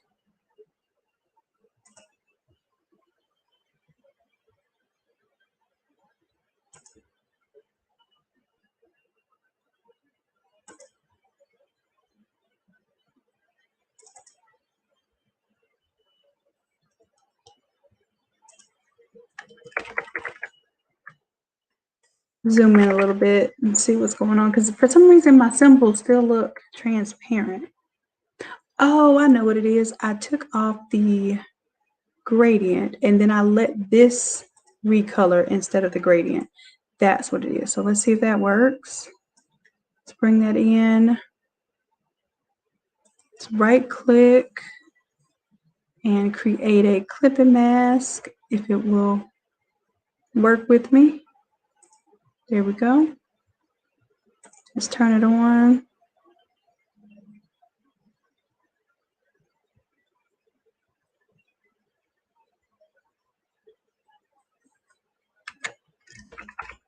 All right, so it did recolor, and then what I'm going to do, I'm leaving on the stroke right now just so I can see what it's doing, and I'm going to turn the color the other way so it kind of crisscrosses or mismatches.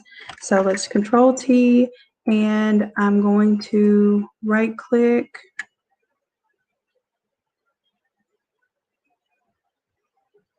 Oh, come on, Photoshop. Right click, I'm going to rotate 180 degrees. So now it should pretty much flip that color change. And let's see how that looks.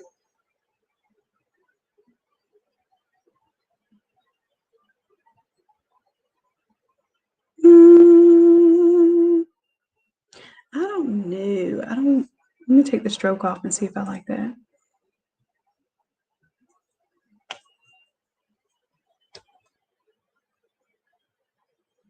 I'm really having to like wait forever for these things to render. And that is driving me crazy. All right, so you have that, and then we can always do the solid color too. So let me do, let's say I want to do the solid color gold. Let's do that. Solid color. Let's do this gold. I'm waiting. It's nothing but the system right now. I think it's the StreamYard, really. All right, so let's do it. There we go. Come on, gold. I need to find a good medium gold.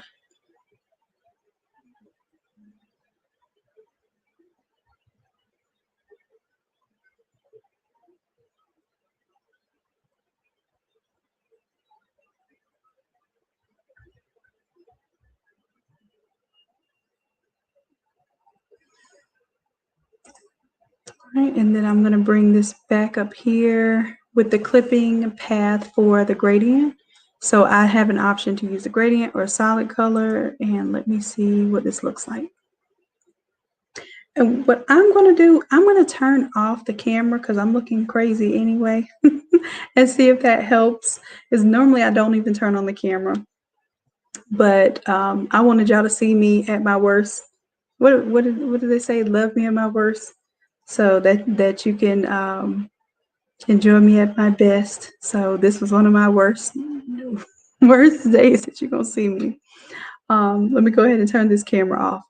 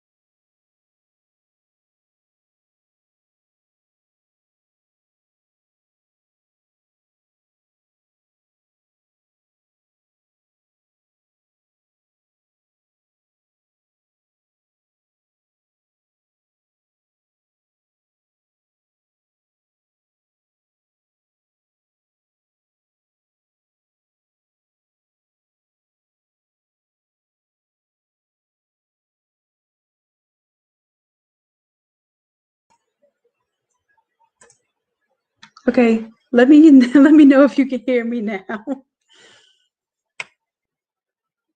All right.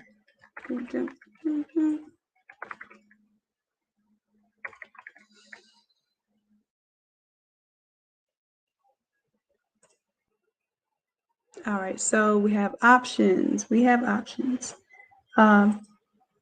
Erica and Constance, can y'all hear me now? I think I just added my mic back.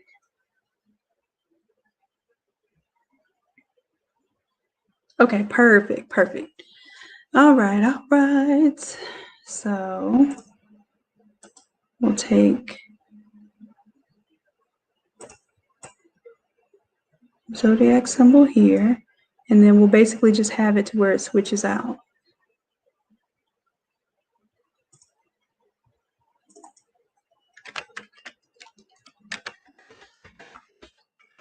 This will be the zodiac text. This would be the symbol, and I'm going to get rid of this one because it's a duplicate.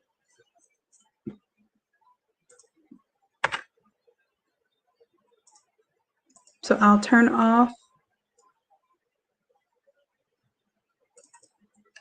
the zodiac big symbol. We'll call it zodiac big image because we'll have an image, and then the symbol is just that that simple symbol. And that's basically what we use to make our pattern. Let's see. And I can also allow the color change to happen for the big symbol or the big image.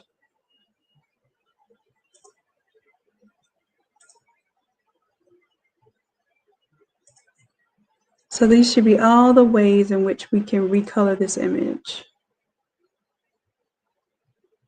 Then I'll have to test it out with other colors. Because we changed like the levels and all of that, I want to make sure that it works for bright colors, it works for dark colors and pastels.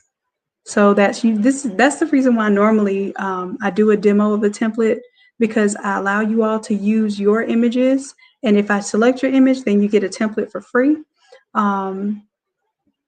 So let's create a clipping mask there. And normally I do not create templates from scratch on demand. Normally you're having to, like when you order online, you're using a template that already exists. But because Constance was so great with me today and patient with me today, I told her I'd make her something new. And I think we might be on to something. All right.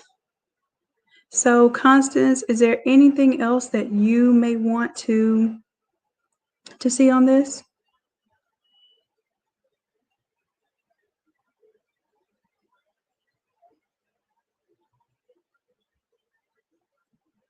Let's bring back our image.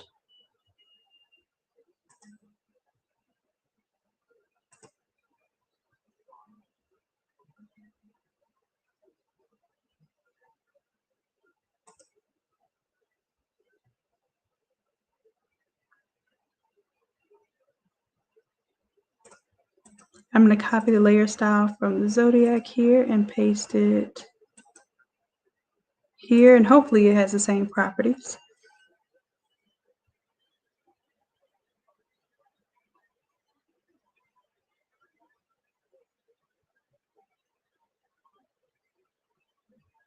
All right.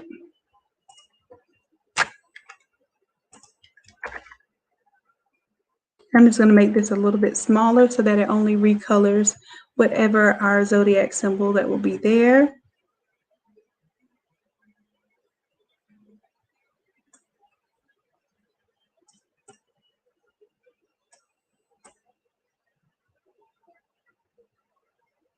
This is giving me like Lisa Frank vibes.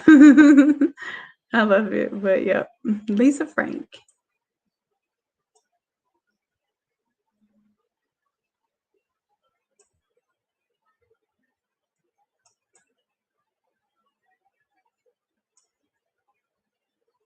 All right, and then we can determine, it'll have the outlines on there, but if we want to turn the outlines off, we certainly can. And remember, I put pink in there. I forgot that she actually had on pink. But I think initially I didn't have the pink in there, and I put the pink in to show you that we can globally change the colors. So I'll show you that switch out once we get this done. So we'll take off the, but no, we're going to take off the stroke and just have that drop shadow on there.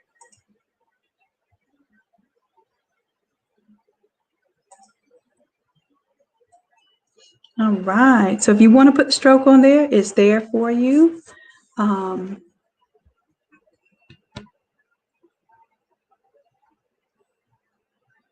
So Constance, let me show you the sizes here. So this is this outline shirt here is the free shirt template that y'all can go get off of innatelab.com. Just type in the word free in the search.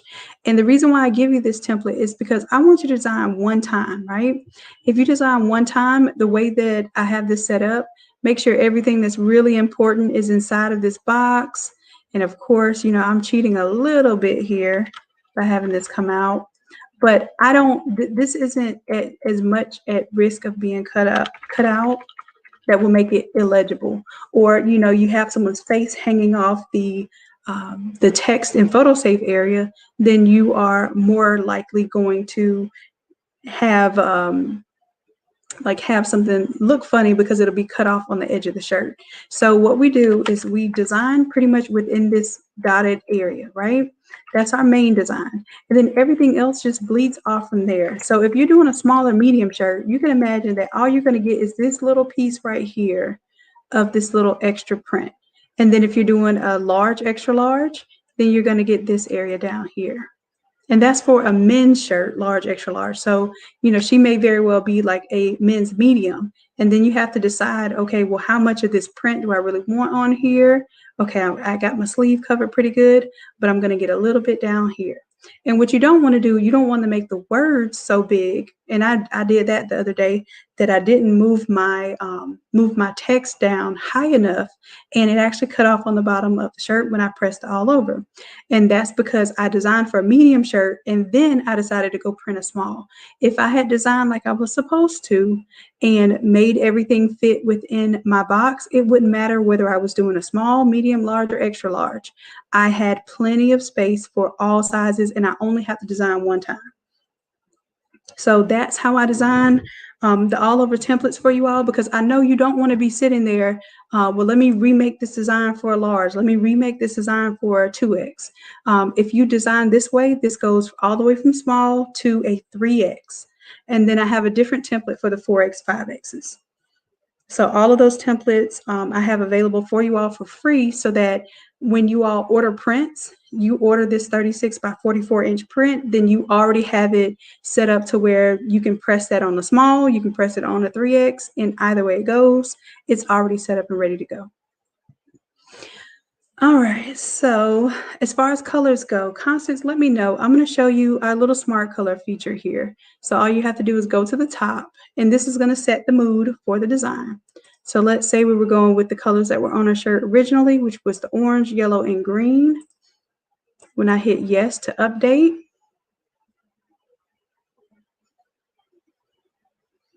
now it should update.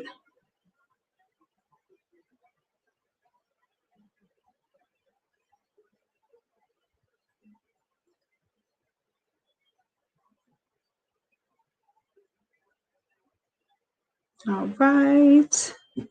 And the other thing that should update, I should be able to take off the color here and just let it be gold.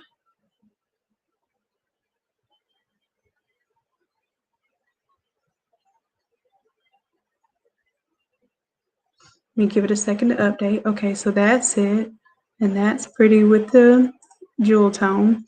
Then if I want it to be silver, what I would have to do is just do a black and white layer here, and it would make it pretty much silver. I'll give it a second just to make sure it's going to do it.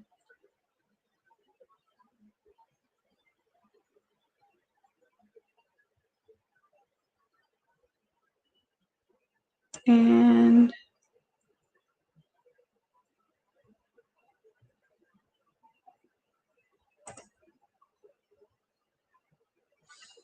all right, so yeah, anytime I make something gold, I try to make a silver version too, or I'm going to take that off. I can do a color overlay, and the color overlay would be gray. So let me double click here on one of my effects.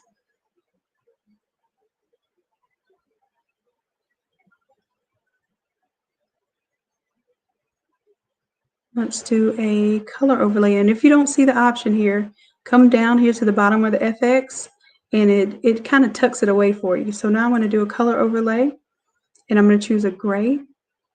And instead of, I'm going to choose a little bit lighter gray, because that looks a little more like pewter to me. All right, that works. So now we have a silver. And technically, I can copy that layer style.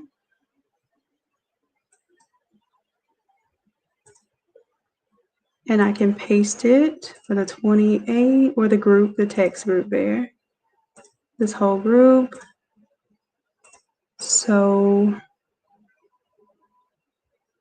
that's the text. I'm going to call this the text recoloring. And then let's paste the layer style here. So it's getting close to becoming a template. And Constance, I will give you this template, love. Paste layer style. And then if you remind me, I would have to probably develop develop this a little further so that it has all of the zodiac symbols. So that would be 12. And then I would have to make sure my pattern works for all of them. So I'll have to see if I can do this as one template. I can, but I may have to do this. I think I'm going to have to do this as 12 different templates because this thing is already huge. So if I do this as 12 different templates, Constance, for your participation and your help today, you will get all 12 of those templates if I break them down into 12 templates, okay? All right, so I'm going to try to keep this file simple. And I said try, but hopefully I do. Let me go ahead and apply these layer masks here. Well, no, I'll leave it alone. And then there was another photo that's on that I need to turn off, the middle one there. Let's turn that one off.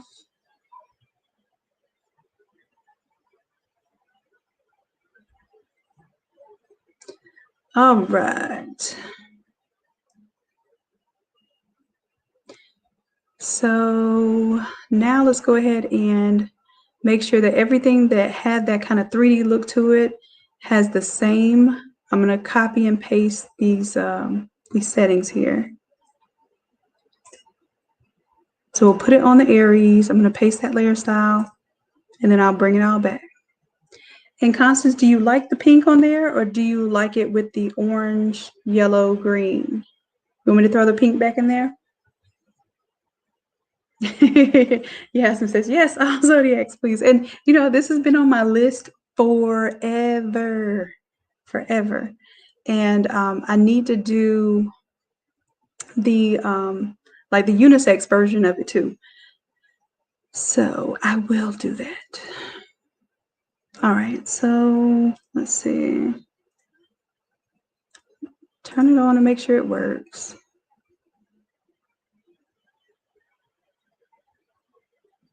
All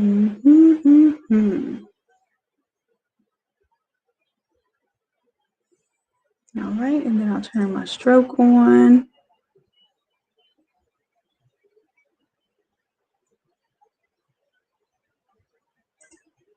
And then I'm just getting rid of layers that I don't need so I can yeah, and what I'll do is I'll make the unisex unisex version basically just have the symbol here change out, because there's some, you know, more masculine or unisex type of symbols. This one is a little more ornate, so it's not necessarily true that it has to be feminine, but it does have you know, that kind of European designed, like flagrant design to it. So if you want to tone it down and you want to do something a little more unisex, then I'll have that option. And I'll just do it within one template for each zodiac symbol. So you can have the male version and the female version, or the unisex version and the female version are in one template. So I will do that. All right, so what was I doing? We turn color overlay off. So y'all, the color overlay is there so that you can turn this to silver instead of gold, okay? That's the objective of that color overlay. I'm going to turn it off because I like the gold. The gold is pretty. Okay, and then I'm going to turn off the zodiac text, but I can clearly see that it works. And the chapter 28. Let's go ahead and turn the color overlay off because we don't want it silver. We probably want to go, or if you want it silver, love, just let me know.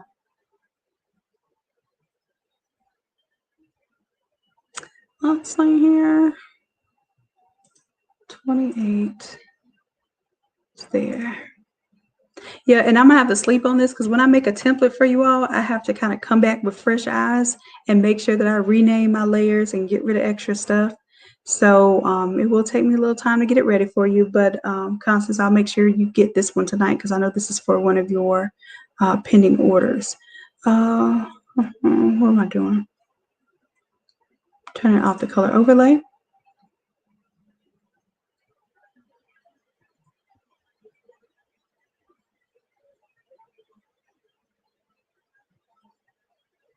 And then that allows the colors to come through. All right, and again, the same thing here for the pattern logo. Let's paste the layer style there. So we'll have the gray.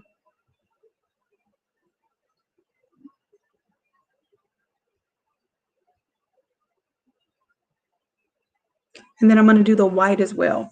So I have the white version. So the white just kind of makes it look like it's missing, it's void of color in those areas. And that's in the printing process in textiles, we call that resist printing or resist dyeing, where you paint or you print everywhere except for a certain area. So we'll mimic that. Now, why isn't it pasting my layer style?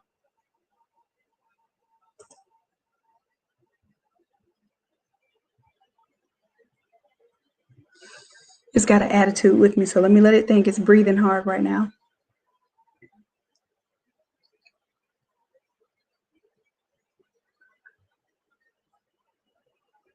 Well, maybe it's because I didn't copy the proper layer style. Let me copy the layer style from this one. Copy. And let's paste the layer style to the symbols. Let's paste it. And thank y'all for staying up with me and working through this with me, because Lord knows I was tired. But I really wanted to see this through. All right, so there it goes. All right, so we're going to take off the strokes. We'll leave on the bevel and emboss. I'm going to leave on the color overlay.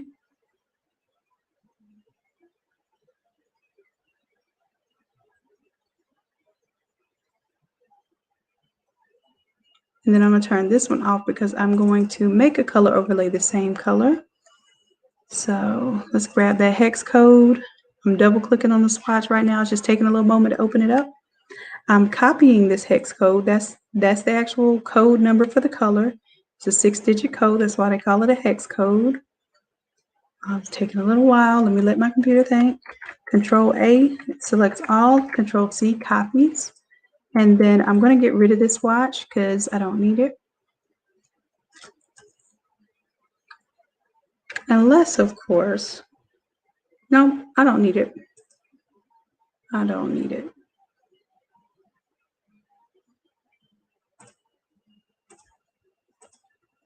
All right, so let me save. There we go.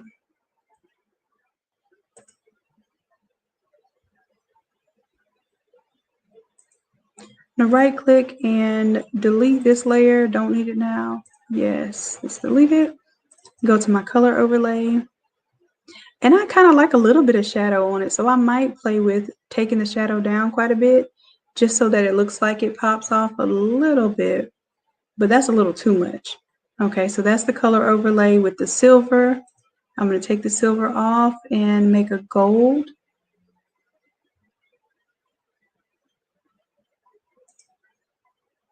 All right, so we'll just duplicate that color overlay, click there, and guess what? I can paste my hex code there if my system will allow.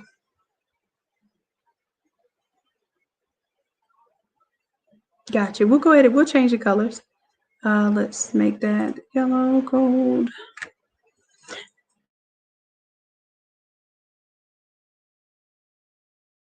I'm going back now that I have my system. I'm going back and I'm making sure that everything's going to function the same way. That's a part of how I make the templates for you all. Just to make sure that you have consistency. So when you learn how to do one layer, you're essentially learning how to do all of the other subsequent layers. So I have the gold on there now. Then if we want to change the color, we just turn on the color here.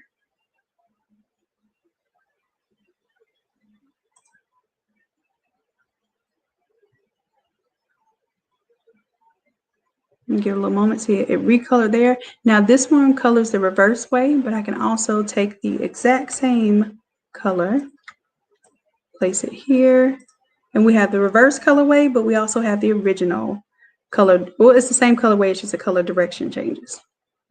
All right, so we want to flip it or we want it to be consistent. Let's go ahead and play with this drop shadow.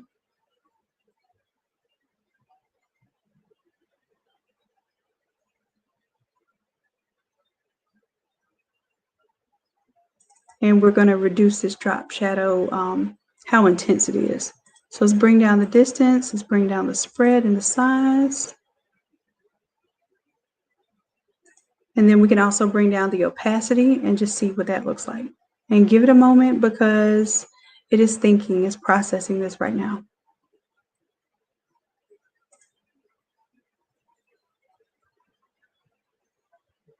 And I kind of wanted, you know how diamond plate looks, where it's the same, the diamond plate is the same color as the background, but it's raised on the surface. I'm kind of going more for that look. So I want a little bit of shadow to make it look raised, but not enough where it's kind of too glaring and a little too odd. And it does take a little moment for this to render. So I'm trying to give my computer a little bit of time and not talk trash to it.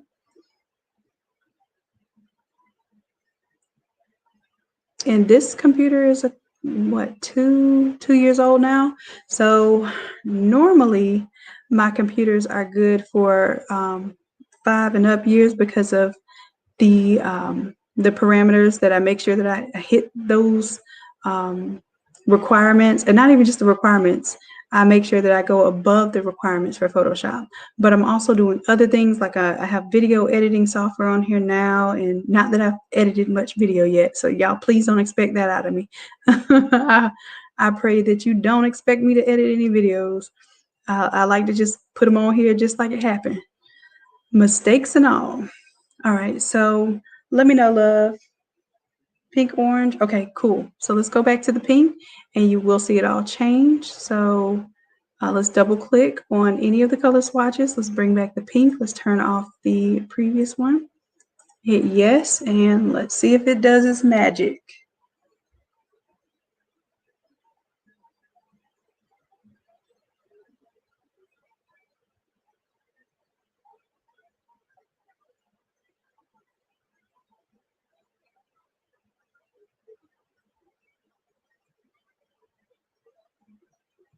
All right, and there's the pink.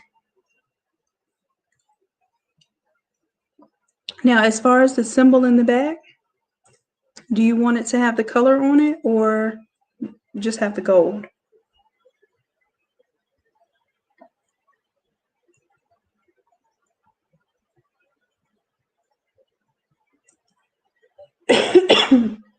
Excuse me.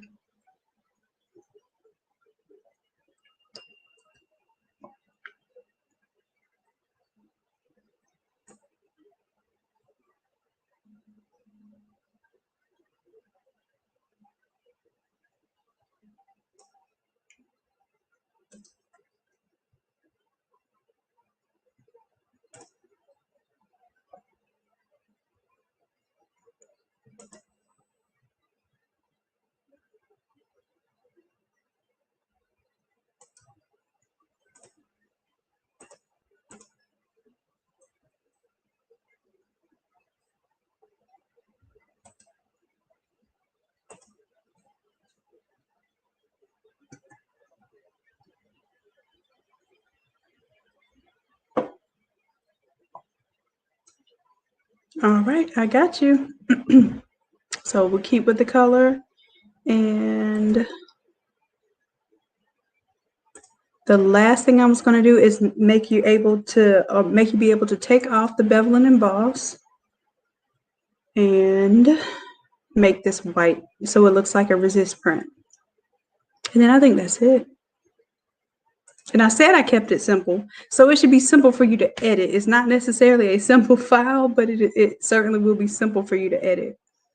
Okay, so if you want it flat without the without that 3D look or that bevel look, you can just take off the bevel and emboss. And one more color overlay I need to do.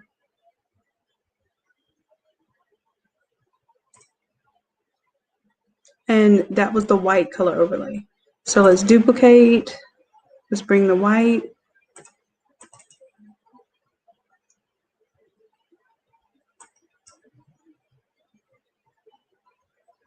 And for the white, if you really want it to look like a resist print, then you would probably take off the shadow, the drop shadow.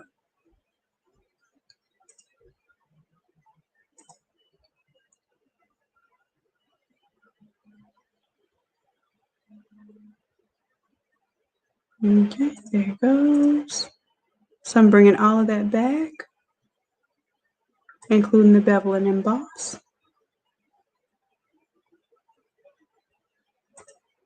Hit OK to save.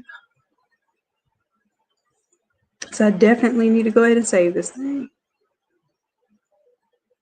Thank you, Annette and Rona. I appreciate it. All right. So that's with the white. So now I'm going to take the white color overlay off. Just all I'm doing is just turning off the eyeball. So it's there for you if you need it, and if you don't want it, then you can just ignore it. It'll just be there only if you need it.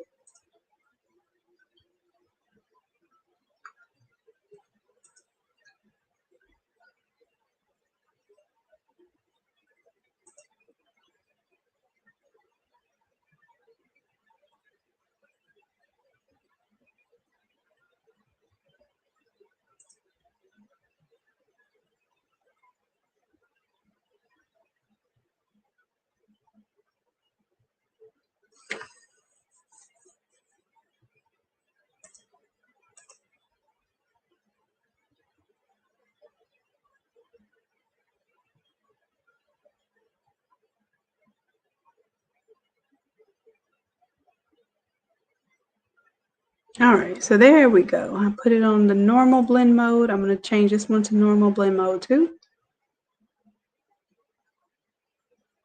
And we got it. Look how we did it together. All right, so I'm going to change this blend mode to normal. Oh, that's already on normal. Perfect.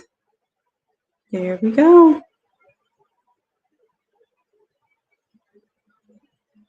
And I'm going to fade off this little arm right here because I see that hard line. That's going to drive me crazy. So let's fade that off. And then I may pull this image down just a little bit, or pull the text up, one or the other, because it looks like these images are just floating there. And I know we can do better than that. All right, so I'm going to fade off this side over here. I'm getting my soft round brush. And oh, I forgot that I had white, because white reveals. So black conceals, white reveals. Just like your favorite dress, that white dress is going to reveal everything. The black dress is going to, keep things nice and tucked and conceal what you want to conceal. Smooth out what you want to smooth. All right, so I use my black on the soft round brush just to kind of fade off that edge there.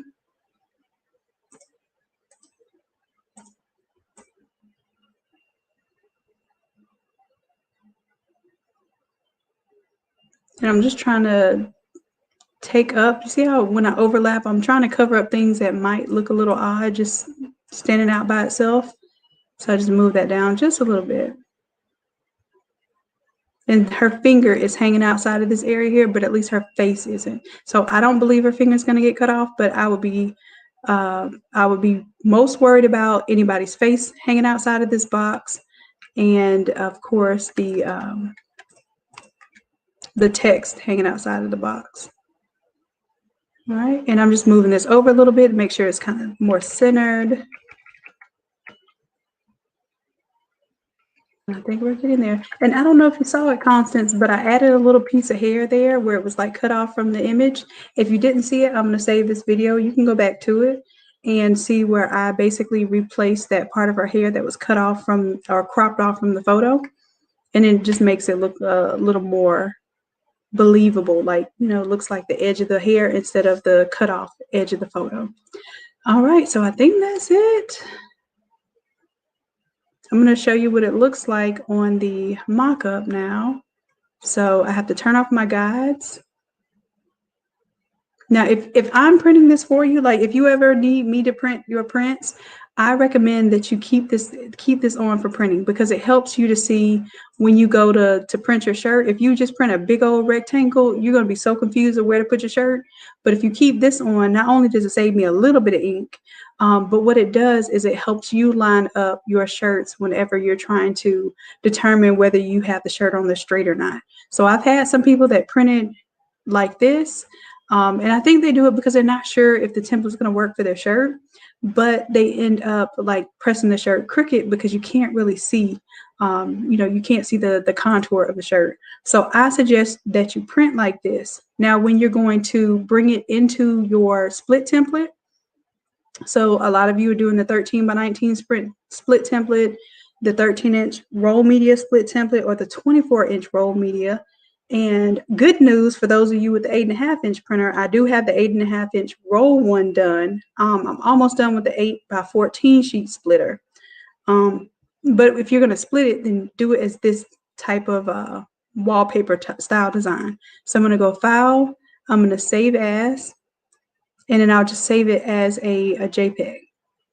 Or you can save it as a PNG, but it doesn't have any transparency, so it really doesn't matter. Let's see. So we'll save that PNG. I think I saved it as a JPEG.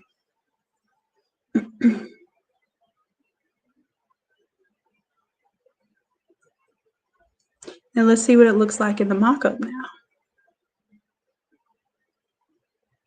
I'm definitely going to save this first because I don't know if it's the streaming or what, but my computer is struggling with this Photoshop and the streaming right now. So I don't want to push it too far, but I'm going to go ahead and save this for you, love. And I will create a video for this once I get the final template done. So this is just me working through making a template. And if you watched me the whole time, then it is very possible that you can design it from scratch too, if that's what you want to do. All right, so I'm going to go ahead and save this and close this file out. Now, Constance, do you want me to send it to you as the as like a JPEG and also send it to you as the Photoshop file, or do you just want me to send you the Photoshop file? I didn't know if there's anything that you want to play with or change. So I didn't want to assume, but I'll send both of them. I'll send both. As a matter of fact, while I'm talking about sending it, let me be about it. Let me do that.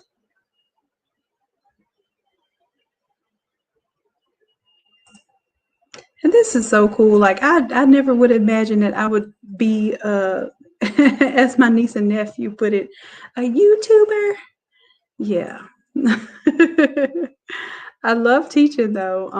I've always had that in my spirit. Even when I was a little kid, I used to teach my peers and I would have these friendship clubs. And yeah, I've always been like in these leadership organizations and always trying to help out those who I felt, were kind of either left behind or people picked at. So I've always been this type of spirit, but to be a famous YouTuber, my niece and nephew are like so impressed that I'm a YouTuber. So YouTubers are, I guess, the sought after career field. So yes, I got a PhD in engineering to be a YouTuber that makes t-shirts. Y'all let that simmer in your spirit, okay?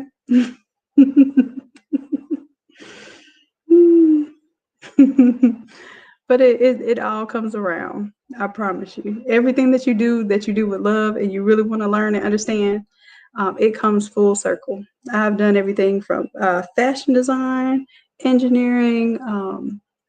I was even in journalism as my first major and the first thing that I really thought that I wanted to get into as a career. And I guess I'm pulling all that together. It's odd, but I got my first master's degree was in textiles, which is fabrics, and then my second master's degree is in industrial engineering, and then I decided to go get a PhD because I thought I wanted to be a professor. So y'all can call me Dr. Shanon. Oh, I'm just kidding. Y'all, please don't call me Dr. Shanon. I don't know. I'm thinking of the kids version of Innate Lab, and I want like a cool, like funny name. So I was thinking Dr. Auntie because everybody calls me Auntie. Or they call me Mama Wooden, and I have no biological children, but I'm everybody's mama. Go figure. All right, I'm sending this file over to you right now, Constance, and you should be receiving it any moment now.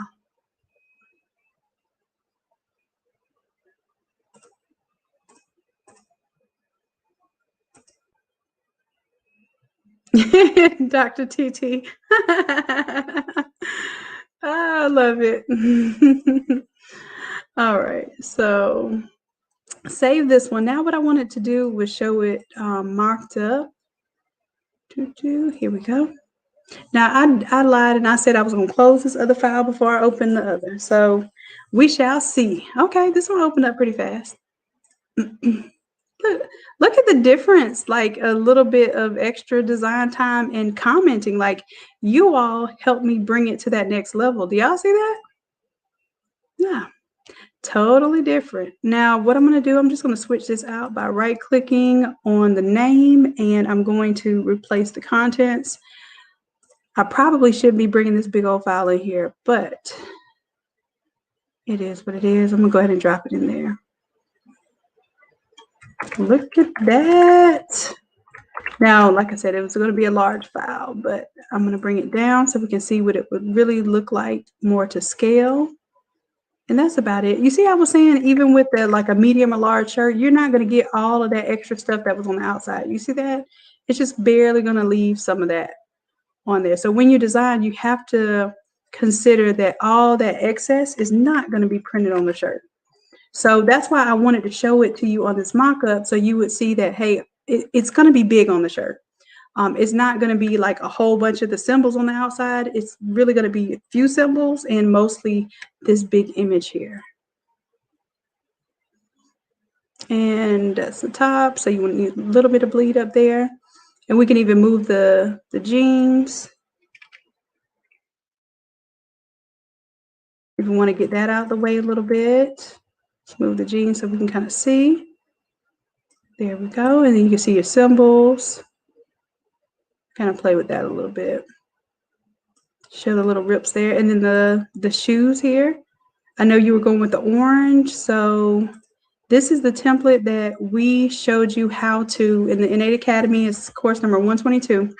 We showed you how to bring in your own shoes and change the colors. So what I'm going to do is I'm going to grab like this really bright orange color. Right about there. I'm going to brighten it up a little bit more. I'm going to take this color code and I'm going to change it as my global smart color, so I can see which shoes you want to show off. All right, so I'm going to choose this custom color here, paste my color code, turn it on. And then the gilding colors are in here for you. So if you use gilding colors and you want to showcase what the shirt looks like as an azalea shirt, or you're doing your vinyl or your bling, Erica has a group, the new Blinger Slinging, and she uses this mock-up for her bling shirts. All right, so now that I have my smart color enabled, no matter which shoes I choose, so let's say I want to go with the high heels instead of the casual sneakers, I can just turn on my smart color there, and now I have orange high heels. I can turn on the 90s sneakers, and I have orange there. And I can turn on the retro Jordans and turn on the orange there. So which one do you, which pair of shoes do you want? I'm gonna send you this mock-up so you can send to your customer.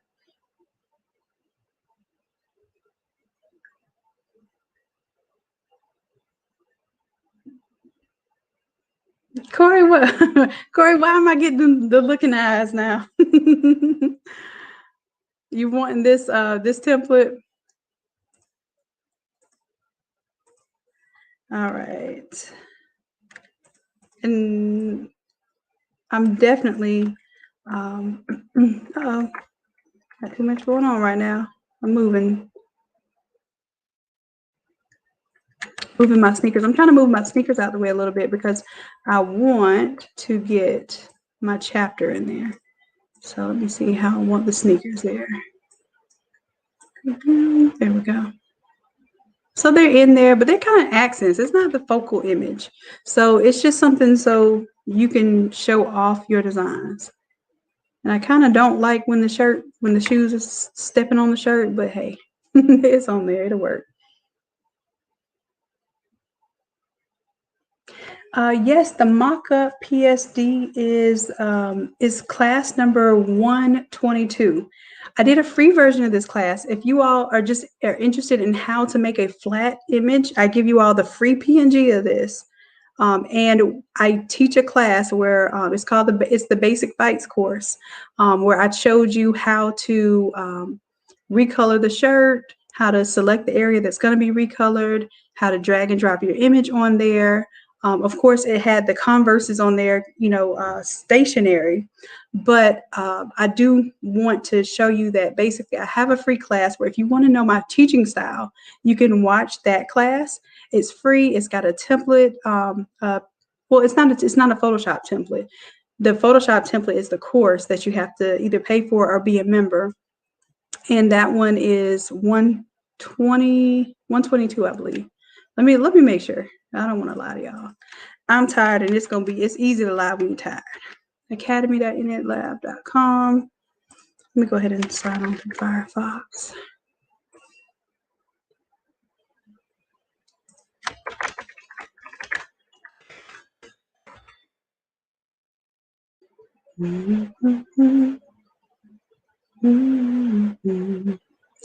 Let's see, I believe it's 122. Yep. So 122 was this course. And if you want to see what was in the course, let me go ahead and log in real quick. I'll give you a little sneak peek.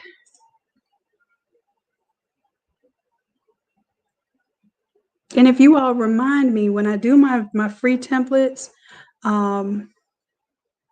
if I have time in the video or, just to sit with you all, then I will do them on the mock-ups because it does make a difference. Was it 122?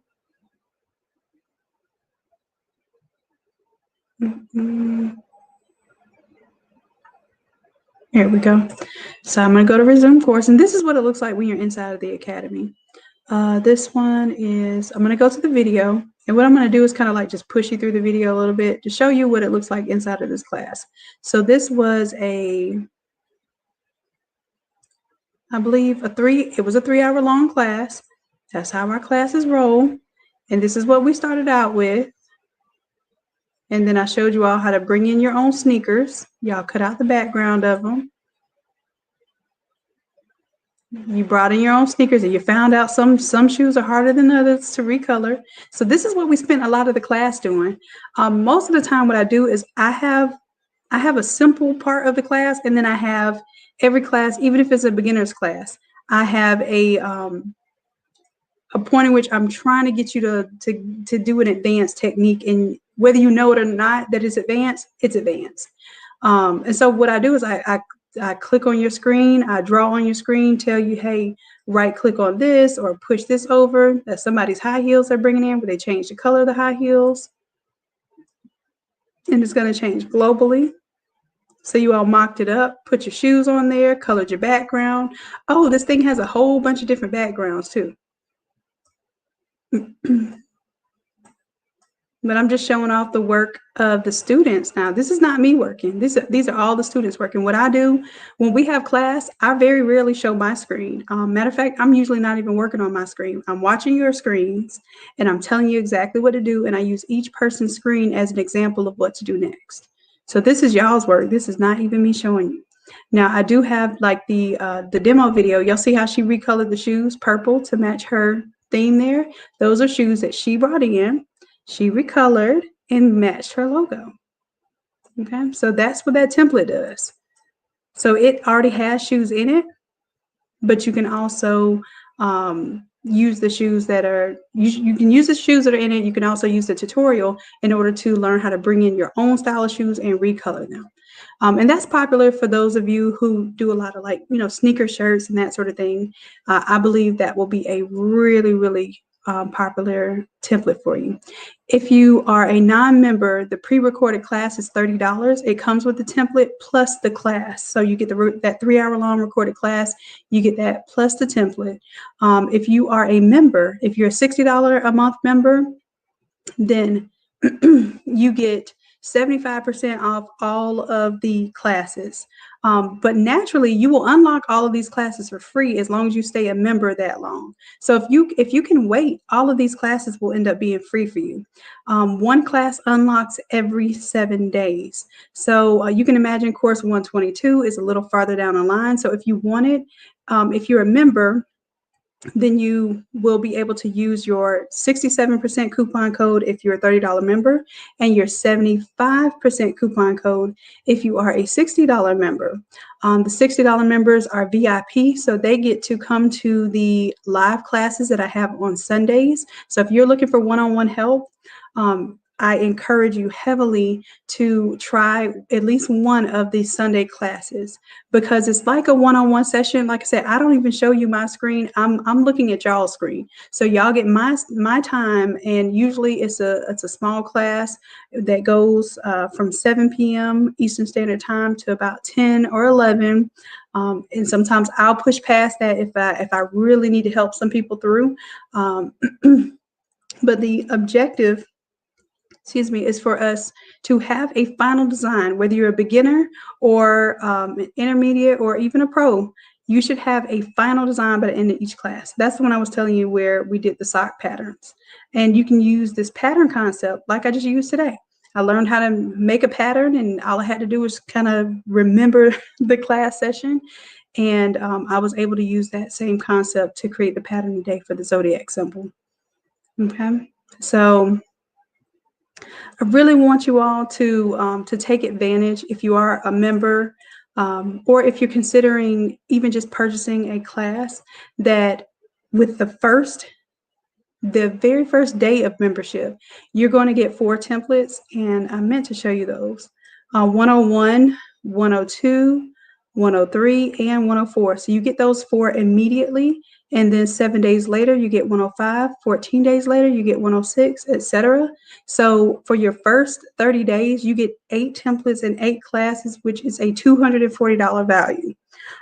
If you don't do anything but join for 1 month, just so you can have a good starter pack of templates and some real courses. Now you do have to go ahead and download them, because if you don't carry out your plan, you won't have access to the courses anymore. So that's, that'll be your responsibility. If you did want to sign up for 30 days and cancel, that's your business. But my job is to, number one, help you the best way I can, and to give you tools and resources that will grow you as a business, number one.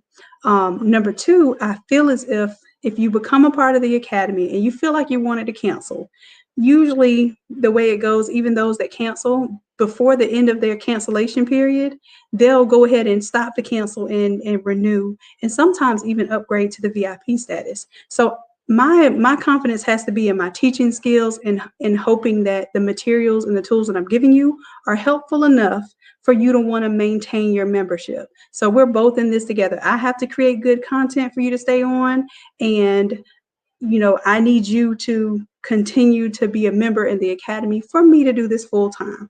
So it is a symbiotic relationship. We're both going to benefit, or we're both going to suffer, so we're in this together. All right. So I'm not trying to leave nobody hanging. I'm not trying to leave anybody feeling like they paid for something and didn't get some tremendous value. I put a lot into giving value for what's being paid every month. And I will tell you that each of my templates on the regular Innate Lab website are $20 without the classes. I just have a YouTube video that shows me making, or showing you how to make whatever changes you need with the template.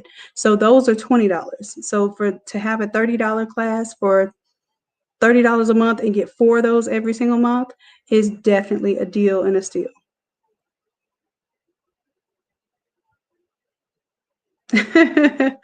You about to binge watch Like Power?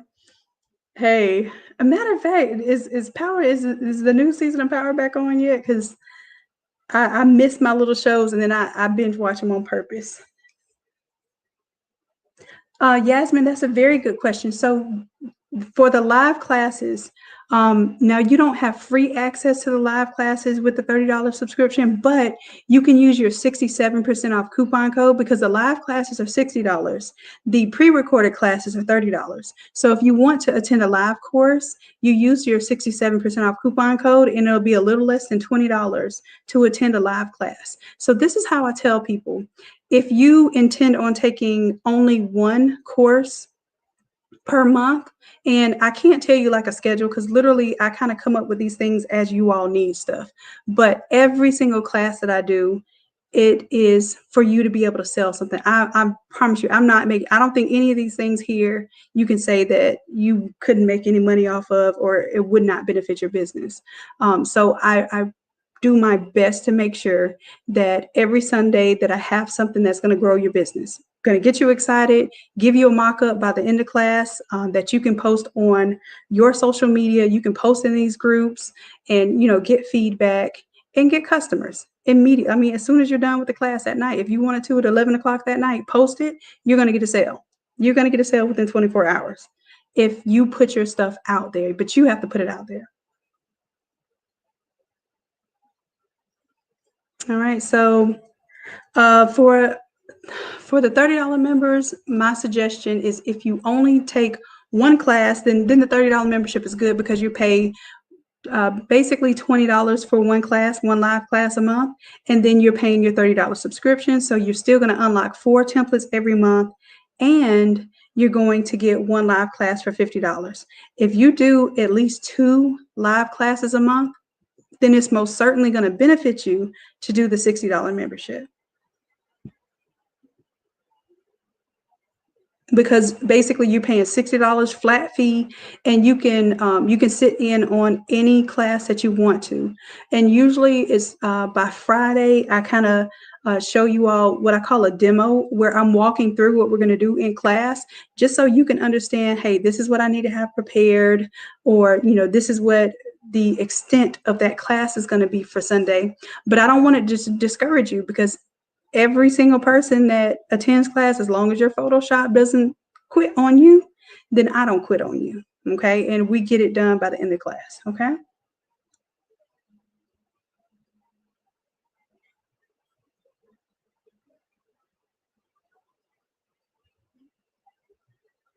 Yeah, Yasmin, come on to the classes.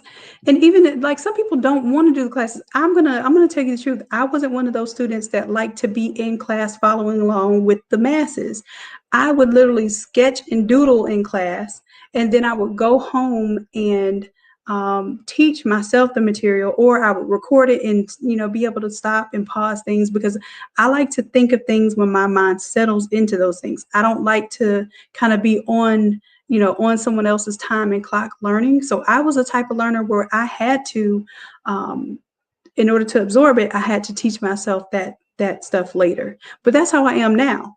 Some of you are the complete opposite, and I understand it because those are the ones that usually are my best students. You want to be involved. You want to have the hands-on. You want to, in real time, be able to ask questions, and that's what the live classes are for. So I try to create a cost-effective setup for both sides. If you want to do live classes, $60 a month, I charge $60 per class. So for $60 a month, even if you just did a couple of classes, plus you're getting those 4 templates every month, and your first month you're going to get a total of 8 templates to start you off, you're hitting the ground running. And I promise, as long as you do the work, you're going to number one, build your confidence in Photoshop. But number two, well, I guess number one would be get some orders. You're going to get orders as long as you put your stuff out there. And number two, you are going to build your confidence in Photoshop. And if you build your confidence in Photoshop, then you're going to tackle a lot of these projects with a lot more enthusiasm. You're going to put yourself out there more. You're going to have more faith in yourself, and you're going to grow your business. It's as simple as that. I promise you. All right, love. So I know it's late, and I sent that file to you. Let's see, Constance. Yep, you said you got it. Good deal, good deal. And yeah, this mock-up is class number 122. Okay, so I'm gonna send you this mock-up. I'm gonna file, save as. I'll send it to you as a JPEG.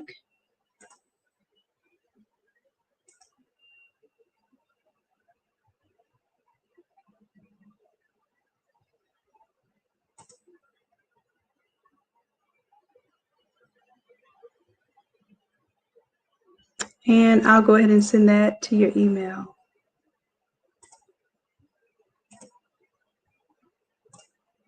There you go, love.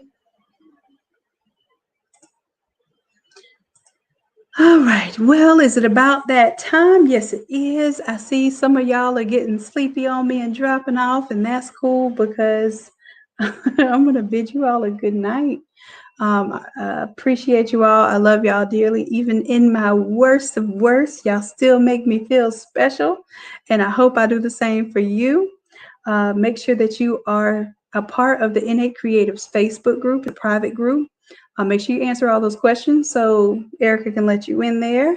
Also, the Academy link, Erica, if you will post it. Oh, you are, look at you on top of things. The Academy link is one website. And then we also, outside of the Academy, there is Innate Lab, which is where you can buy the ink. Our sublimation ink is the best. It really is. The True Colors ink is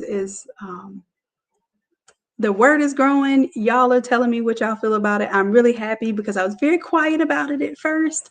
I wanted your real input, and now I'm, like I said, when your confidence builds, you can go out there, conquer the world, and build your business. That's what's happening right now, and it's all because of the teamwork making the dream work. So just to let you know, you have sub ink and blanks here on the Innate Lab site, and then I also have the 10-minute templates here. Now the 10-minute templates are not classes.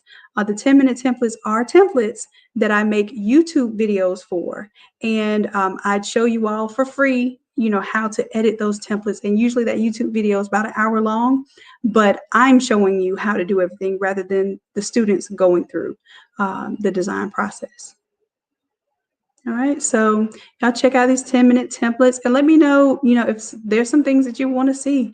You all help me with content. You all help me understand what it is that you need, and I listen. And sometimes it takes me a long time to listen. I'm one of them hard-headed people, but when I listen, I usually create something that that we all can eat off of. Okay.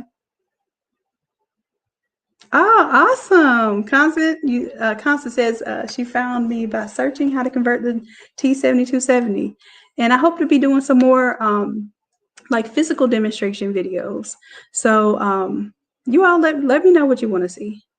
I'm making my time. So go to the request section on the Innate Creatives Facebook group and request what it is that you want me to teach. Okay.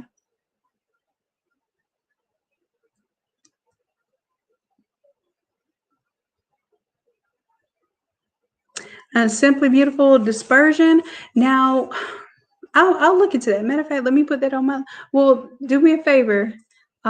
Simply Beautiful, put dispersion effect on the request, on that request thread. Okay. And then that way I can add it to my list. Because I think we have like over 100 things on that list. And we're gonna get to them. We've gotten through almost 30 classes now. Yeah, 30 classes. All things that you all said that you wanted to learn or that you spent money on. Where's that one? This one right here. Y'all were telling me that y'all was spending money on these peace love designs, like, and you want to know how to make your own design and, use the glitter and change out the colors and throw the prints and the patterns inside of the images. And then I did one up for you, and I said, you know what? Since y'all are doing prints, let's go ahead and throw the sock template in there as well. So y'all have that. You tell me what you spend. If y'all are spending like $10 and $15 on these files and you can't change them, let me know that. If there's anything that you're spending $5, $10, $15 on and that you're frequently having to pay someone for the variation of, let me know. And I would rather teach you how to do it than to let you keep paying somebody else to do that. Okay. All right. So I said I was going to let y'all go. I'm for real this time. I love y'all for real. I appreciate you dearly. And until next time, you know what it is. Bye. Y'all hear my little weak bye? Okay, let me do it over again because my voice kind of left me that time. Okay, let me. Bye. Mwah.